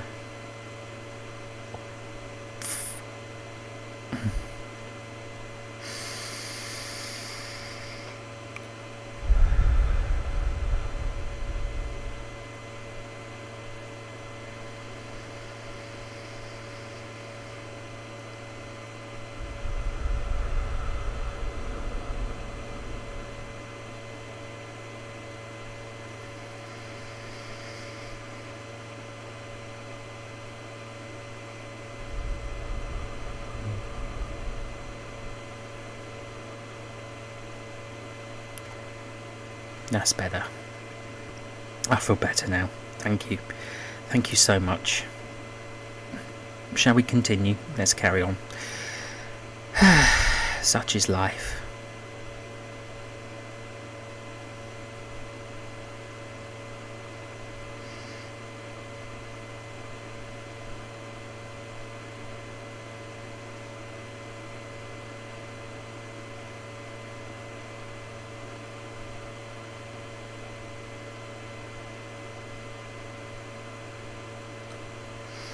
Just trying to find,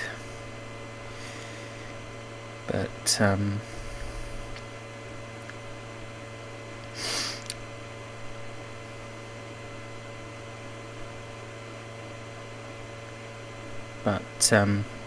anyway, noticed he snaps back into reality.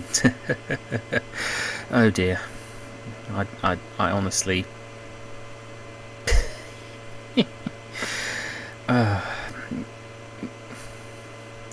He bounces back suddenly.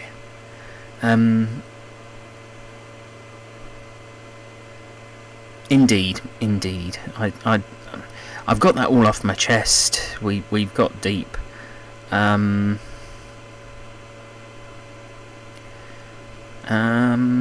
Updates for the collaborations. I don't think I've done updates for collabs for this week.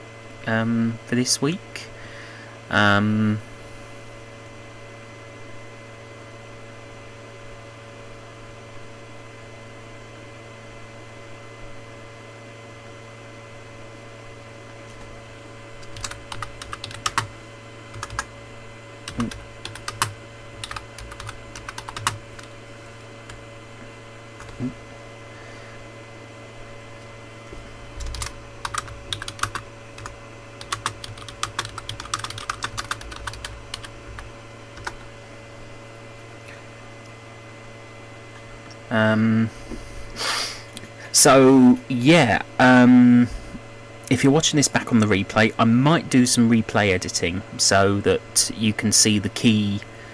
Hang on, I'm supposed to be whispering. I'm supposed to be whispering. Where was I? Yeah, so I'm going to be editing highlights from this live stream, so I'll probably edit this bit because this has got information for people who might want to still participate in projects. I'm waiting for 2 more people on the Academy project, which is been well over a year in the making. Well, I'm also waiting for Amanda, so Amanda, if you're watching,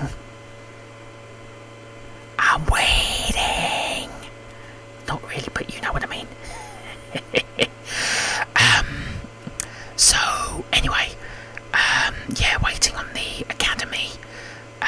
If one of the people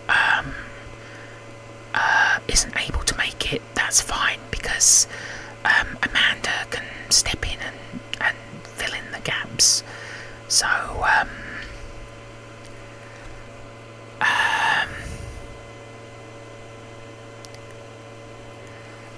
no, I can't. You forget I can't eat cheese because I'm literally dairy free now because of my health. Anyway, I've still got spaces on the it happened earlier in the conversation. An actual friend of mine from primary school joined the chat earlier and mentioned a club that his mum used to run, but he put it as Cheese Club when it should have been Chess Club. But we all, yeah, as I said, Amanda, I will be doing highlights of this live stream, so this will probably be the first one I do highlights. So anyone who watches this back, this will be an ASMR highlight. Anyway, so the favourite triggers collab is still open. I have a few videos. Closing date for that is the 15th of September. I'll try and get this edited tomorrow so that I can have it up and running, this section up and running by before the weekend is over. But basically it's a 3 to 5 minute video of your favourite ASMR trigger, and you can thank you so much for joining, Luna, and thank you so much for being here. I really do appreciate your presence. It means so much to me that you join, so thank you very much, and have a very good afternoon or evening or whatever time it is in where you are in the world. So good night from the UK. It's about 20 to midnight here. So anyway, it's where was I? Yes, the favourite trigger collaboration. Closing date 15th of September 2022. If you want to join, it's a 3 to 5 minute video. Please send to thank you, Luna.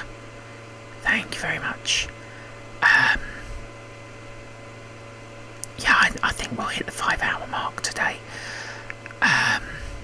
In fact, I'm going to just put the notes for the collaboration in the comments, but I'll put it when I do the edit. I'll put it in the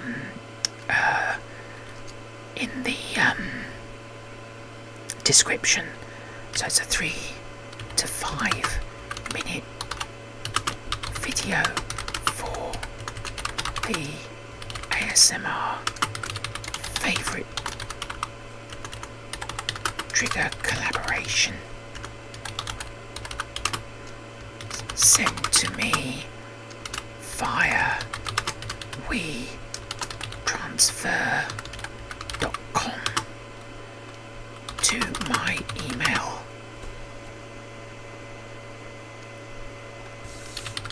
Address: Great Western Fanatic at gmail.com, and it is literally written all in lower case letters. So if you're watching this back on the replay and you're up to the 3 hour 46 minute mark, that's the details, but I will include it when I do the... So just to recap, it's 3 to 5 minute video for the ASMR favourite trigger collaboration, sent to me via WeTransfer.com to my email address, greatwesternfanatic at gmail.com. And as I say, in the edit, I will put that in the description so that you can see it. Next up is the Academy, which obviously, as I said, I'm still waiting for a couple of people, one of whom who seems to have ceased activity, but that's fine. I know they have things going on in the background, so I'm in contact with one other person who I know has said they will send me their footage once they've recorded it. And obviously, Amanda, you're in the chat anyway, and we keep in regular contact, so that's fine. The other one, which obviously is the one you often see me tweeting about quite a bit, actually, is the one entitled the Caravan, which is part of the Lord of War, and the Academy is part of Lord of War and Heartache as well. But the Caravan is a unique collaboration. I've got 6 solo scripts remaining. Doesn't matter if they all go, but I'd like to try and fill a few extra gaps. I do have contributions from people so far. Now, what I will say is, if these scripts don't go, I will keep them back as a follow-up, a sort of sequel, and I can add around that. I can work around that. I'd like to try and get at least 1 or 2 extra people on board, but it is a very unusual concept. It's open to all genders, male, female, non-binary, gender fluid. It is an unusual concept. If you've seen my tweets on Twitter, it's basically, the concept is ASMR belly dance. And yes, you hear me right, I did say, and I will type this out for anyone who's watching the replay. That's what I said. Basically, it's a theory I had that I want to try and prove it's a legitimate ASMR trigger. It's unusual that a male is hosting it, but it ties in with Lord of War and Heartache, and we have had such characters before, but not on the scale that we are doing it. I've got 5, I think. Let me just double check the folder.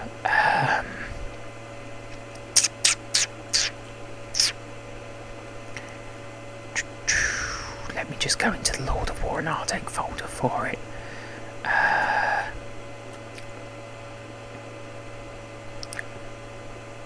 1, 2, 3, 4, 5. Yeah, we've got 5 videos, one of which is mine. Yes, I am playing a male equivalent called Vespasian. I am playing one myself because I always say that I will always put myself into such a position. I will never ask anyone to do something that I wouldn't do. So, you know, yeah.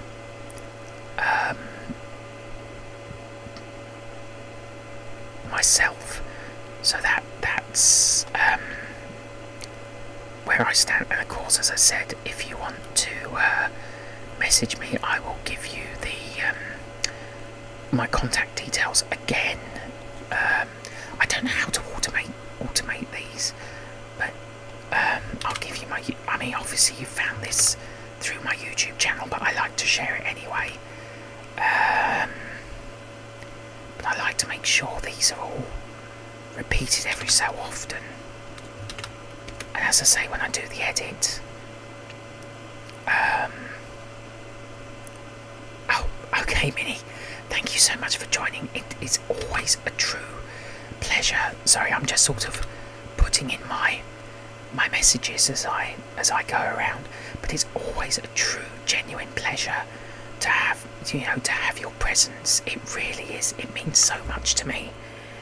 It really, really does. You are one of my dearest friends. As is Luna, as is Amanda. You know, I have a lot of incredibly amazing and dear friends in the ASMR community, and I am grateful for every single one of you. He says as he keeps posting his social media platforms, but hey ho, we carry on regardless.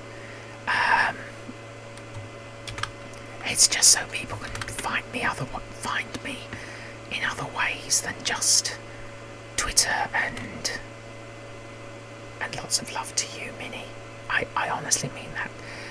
Much genuine love to you. Indeed. Oh, let me just get this one out of the way.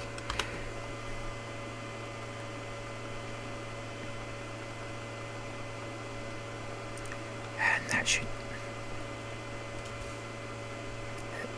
one more line should do it. There we go. My gratitude, my love, whatever, however you want to look at it, everything I say comes from the heart. So, and I'll just put my email in again for good measure. But yeah, just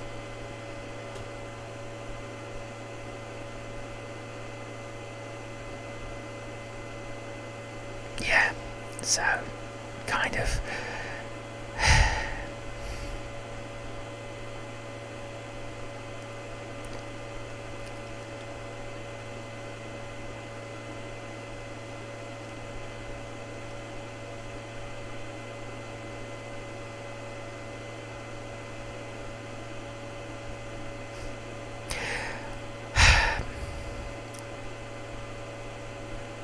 still here, Amanda? Who's still in the chat? Okay. But yeah, as I was saying, we'll go back over the collaborations again. And this is the bit I'll edit. So...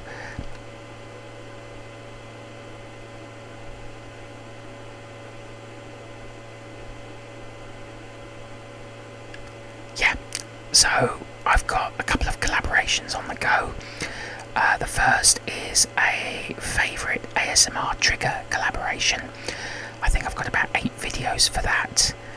And basically, if you send me a 3 to 5 minute video of your favourite collaboration for me to include, send it to me via WeTransfer.com to my email address, all in lowercase, greatwesternfanatic@gmail.com. Make sure you include your channel name so that I know which channel it's from, so that I can include you in the link list. Then of course the Academy, which is actually kind of in post-production. I'm waiting for a few more participants. There's 3 participants I'm waiting for to send some footage over. One of them, well, 2 of them, one of course is Amanda, who I'm in regular contact with, Simplicity ASMR, who I'm in regular contact with anyway. And there's 2 more, one who is still active, but has yet to record their video, so I will never chase anybody. I don't like chasing people, but I will ask for an update, which is kind of chasing, but without putting the pressure on them, because you're not saying that I'm a pretty relaxed person for that sort of thing. So I'm waiting to hear from them, and someone else who seems to have not made a video in a while, but I know they have things going on in the background, so they might not be very active at the moment. There was another participant who has just disappeared off the face of the earth, it seems, so I've basically given up on them, in all honesty. There was another participant for the next collaboration that I've been waiting to hear from, but again, they seem to have ceased making content, so yeah, I've got 6 scripts left for the Caravan collaboration, which is, as I said, in many a tweet, ASMR belly dancing. It is unusual that a male ASMR artist is hosting it, but I am playing a male dancer. I have put myself in the same position as everyone else involved, because I won't do anything I wouldn't ask anyone else to do, and by putting myself in the same position, which took a lot of confidence, I am on equal footing with them. I am voicing Maximus, of course, and I'm voicing the innkeeper and the narrator, but I have made a video as well. There's 6 scripts left, so I'm waiting to hear from a couple of people. I've had 2 people say they can't help out, which is fine, which is absolutely fine, because I know there's a lot. At this time of year it gets quite busy, but I'm waiting to hear from a couple more people. Whether or not they say yes, I don't know, but we'll just have to wait and see. I mean, the worst they can say is no, so that's okay, because what I'll do is, in that case, I will hold the 6 scripts back, and I will make a sequel. I will use them to make a sequel, if anything. But if you're interested, drop me a line. I will put all the details in the description below, because this is an edit from a live stream. But yeah, if you want to participate, drop me a line. All my details, as I said, are below. But is approach, and again, I'm looking directly down the camera this time. I will never approach you. You approach me. Now, there have been a few exceptions because a friend has approached a few people on my behalf. It's not because I'm scared of approaching them. I'm just very, very wary. I don't have the confidence to approach them myself. It's difficult for me to kind of do it. The fact that I have friends who are happy to talk to others on my behalf helps a great deal. And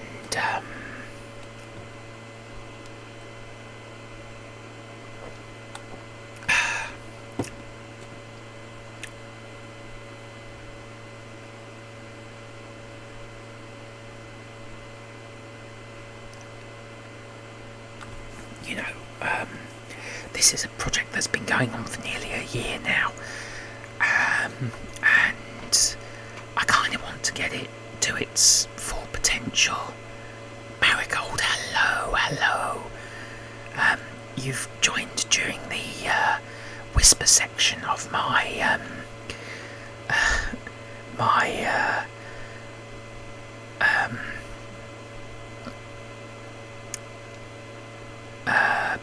talk. I was just talking about my collaborations that I've got on the go. Oh, that's okay. I'm not going anywhere anytime soon. But yeah, I was just talking about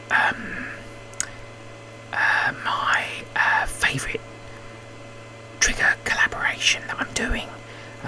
Don't know if you'd be interested. I've said this several times throughout the live stream. 3 to 5 minute video.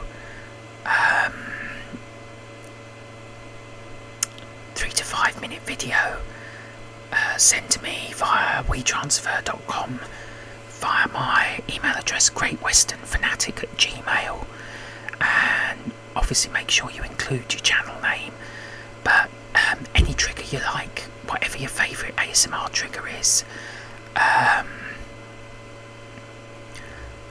I've got about 8 videos so far from 8 different ASMR artists, and 8 different ASMR artists, and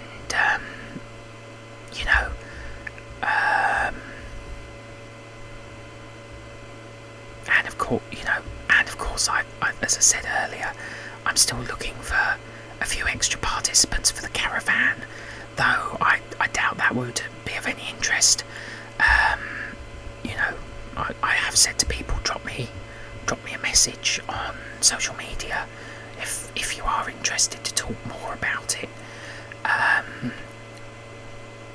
because obviously the Caravan is a very, very niche project. As I said, Amanda's involved, and she's been a big help in getting it all together, and Amanda's been a great help in getting it all together, and helping me find potential new participants to take some of the remaining scripts that I have.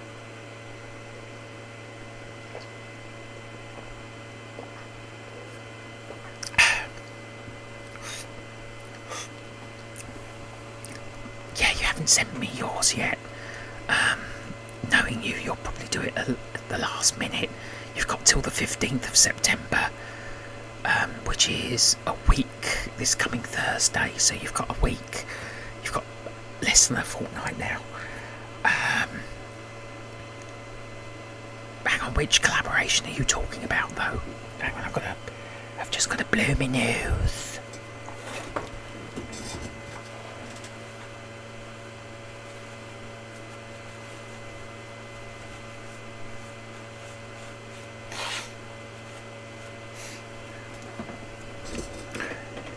Oh, it's not orange juice. It's pineapple cordial. We call cordial squash here in the UK. So we call certain things like orange juice and cordial.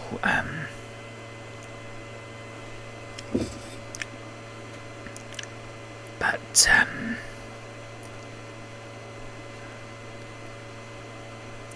yeah, so I can't remember which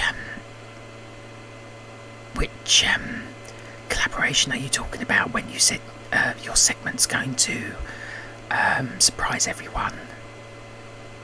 Is that the favourite trigger collaboration? Or is that the Caravan? I can't remember. Oh, that's fine. Yeah, I think we've already discussed what you're sending in for the Caravan, haven't we? That's true. I think you've already said what you're sending in for that, which is absolutely fine.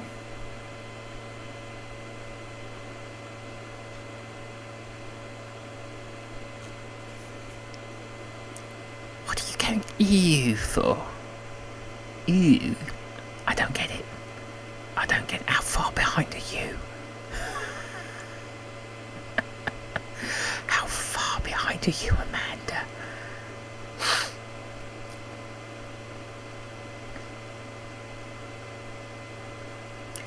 Yeah, because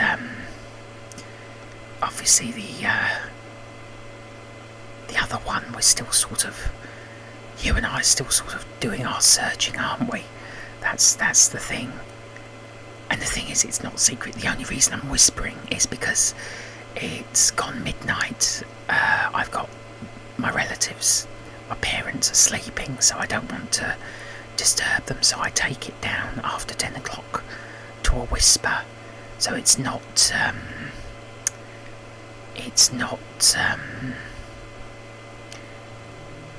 I mean, the project isn't secret or anything because it's yeah, that's right. Because I talk about it a lot on Twitter. That's the thing. It's not clandestine or anything. It's not a secret project. But it's just a very, I mean, you know, I've always said the Caravan is a very unusual ASMR concept that, whilst it has been done by individuals, it's never been done as an ensemble collaboration. And we've never done anything like this to try and, what we're doing to try and legitimise this particular trigger.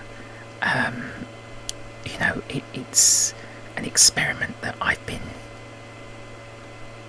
trying. It's not an experiment, it's a theory I've held on to for a while now, and I think,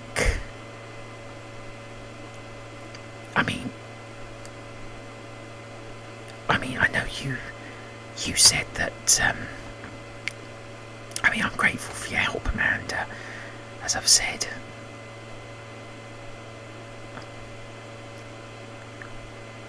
It's weird, isn't it? I speak about it a lot on, I speak about everything on Twitter, and yet when I come to YouTube, I can never say it out loud. I did further up the chat, I think. I did.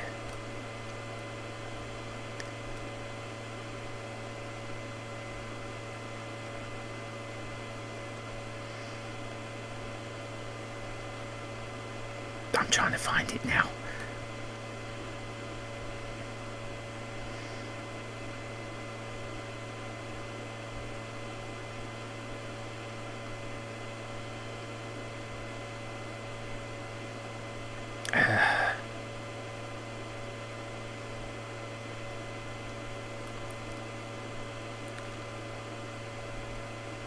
I can't even find the comment that I made. I can't can't even find the comment that I made. I don't know if I removed it or...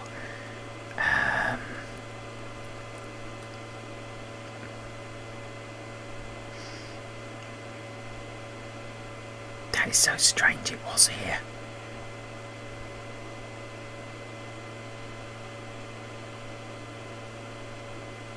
Oh, there it is, yeah. 11:44 PM was when I made the comment. Yeah, and it's so weird that I can't really sort of...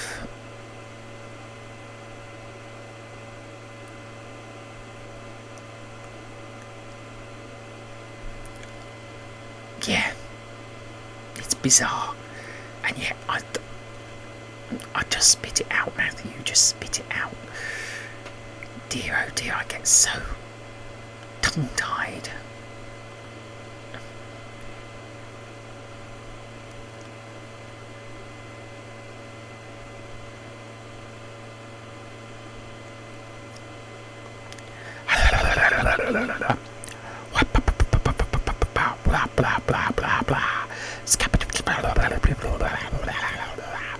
See, I've gone mad. I'm scatting into the mic.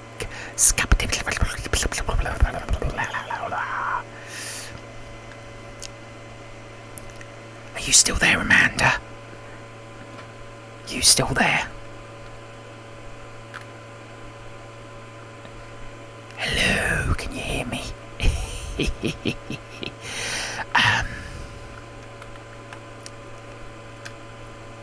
Yeah.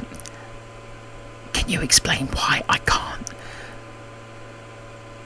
say what I'm trying to say? Because, I'm trying to talk about this particular collaboration, but I can't bring the words out. Why? It's bizarre. I talk about it a lot on Twitter, but when it comes to talking about it on YouTube, it just, the words get stuck in my throat, I mean,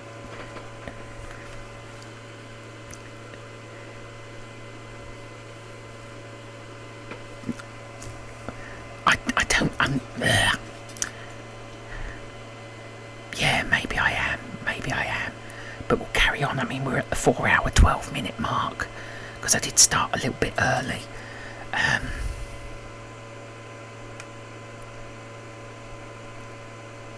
Look, let's get this out the way so that people, because I can edit this all.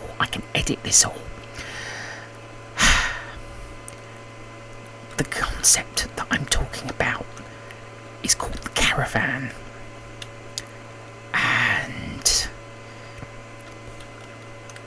Amanda, Simplicity ASMR, is part of it.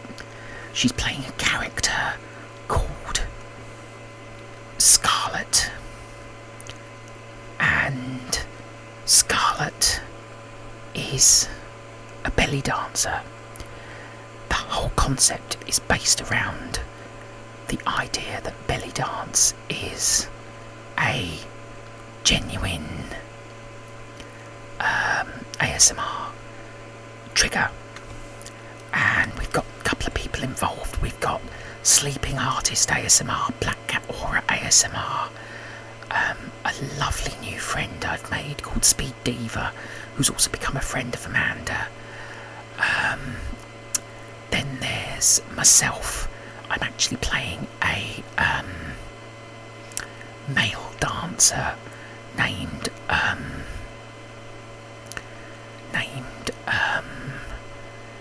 Vespasian. There's a couple of people that have dropped out, so I'm obviously looking for extra participants, and some people haven't used the scripts, so Libby ASMR's is the other one. So there's myself, Black Cat Aura, Sleeping Artist, Amanda, Speed Diva, and Libby. That's 6 of us, and there are 6 scripts left. I don't expect them all to go, but if anyone wants to join us, a a makeshift costume is advisable. Dancing is entirely, optional. There's no obligation to dance as long as you have accessories or something that makes jingling noises or anything like that. That helps. It's a theory I've had for a long time, trying to prove that belly dance is a genuine ASMR trigger. The irony is that my character doesn't really have anything that jingles. He relies on movement, but I didn't want to overshadow the other participants. But yes, I do put myself in the same position, whilst I also voice Maximus, the innkeeper, and oh, hello Earthglow, thank you for popping in. I hope you're doing okay. Just talking about my collaborations and how I'm still searching for participants. I will be putting out more tweets on Twitter, obviously, so that people can choose whether or not to join.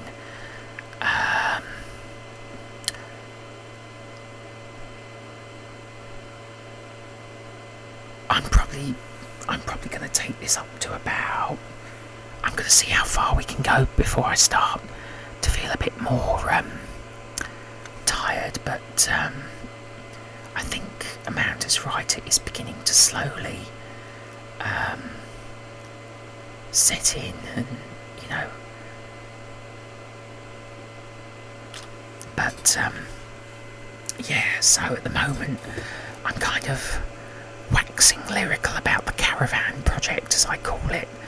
I imagine people are quite tired of hearing me on social media talking about it, but I am. Amanda will tell you I'm very, very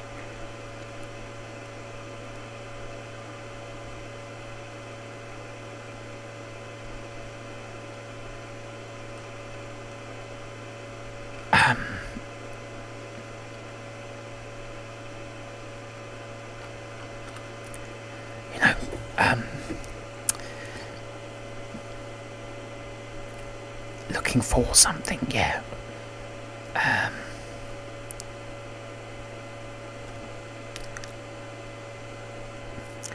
looking for something. Yeah, I'm looking for something. Looking for participants. Obviously, all the details are on my collaboration. Will be on my Twitter again. People must be getting sick of the sight of seeing. But when you're passionate about something and you believe in something, you want to get people fired up about it, and I am so. That's absolutely fine. Have a good night, and I probably won't be online much longer. So I will be live streaming again next week. So if you're around, and again, probably putting out another plea for participants like I normally do, but never mind. There we go. Them's the breaks. But thank you so much for being here, and I hope that you're feeling better, because I know that COVID is not nice. Believe me, I've had COVID. So do keep in touch, and and let me know how you are. I do appreciate hearing from you. And everyone, we all wish you the very best and the best of health. So, wish you a good night.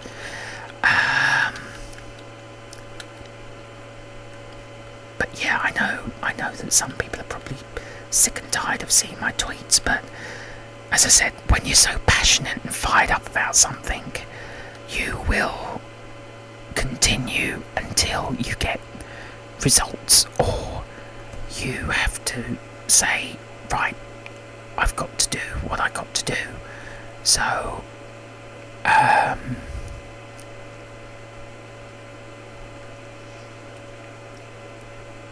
it just, and Amanda knows how fired up I become, you know.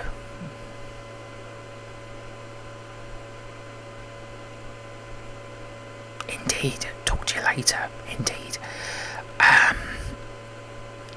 But, you know, Amanda will tell you how fired up I get over my projects.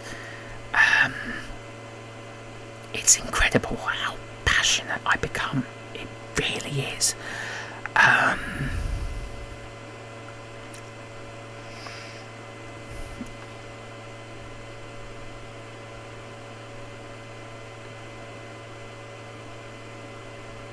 Yeah. To be honest, I think I'm going to wrap this up. We've gone longer than we did last week. We reached the 4 hour 8 minute mark.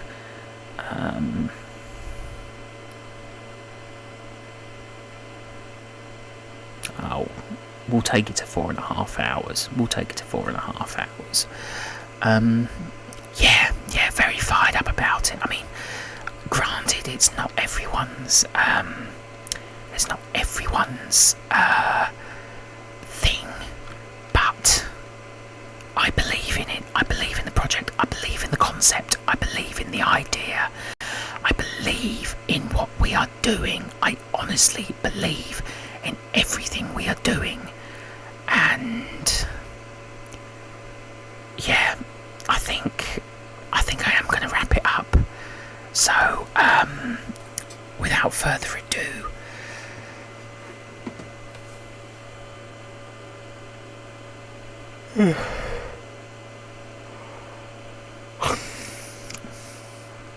yeah.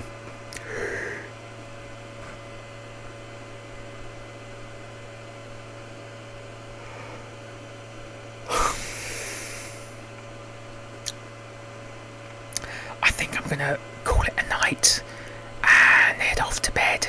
So, I will be online again next week, and who knows, maybe next week we'll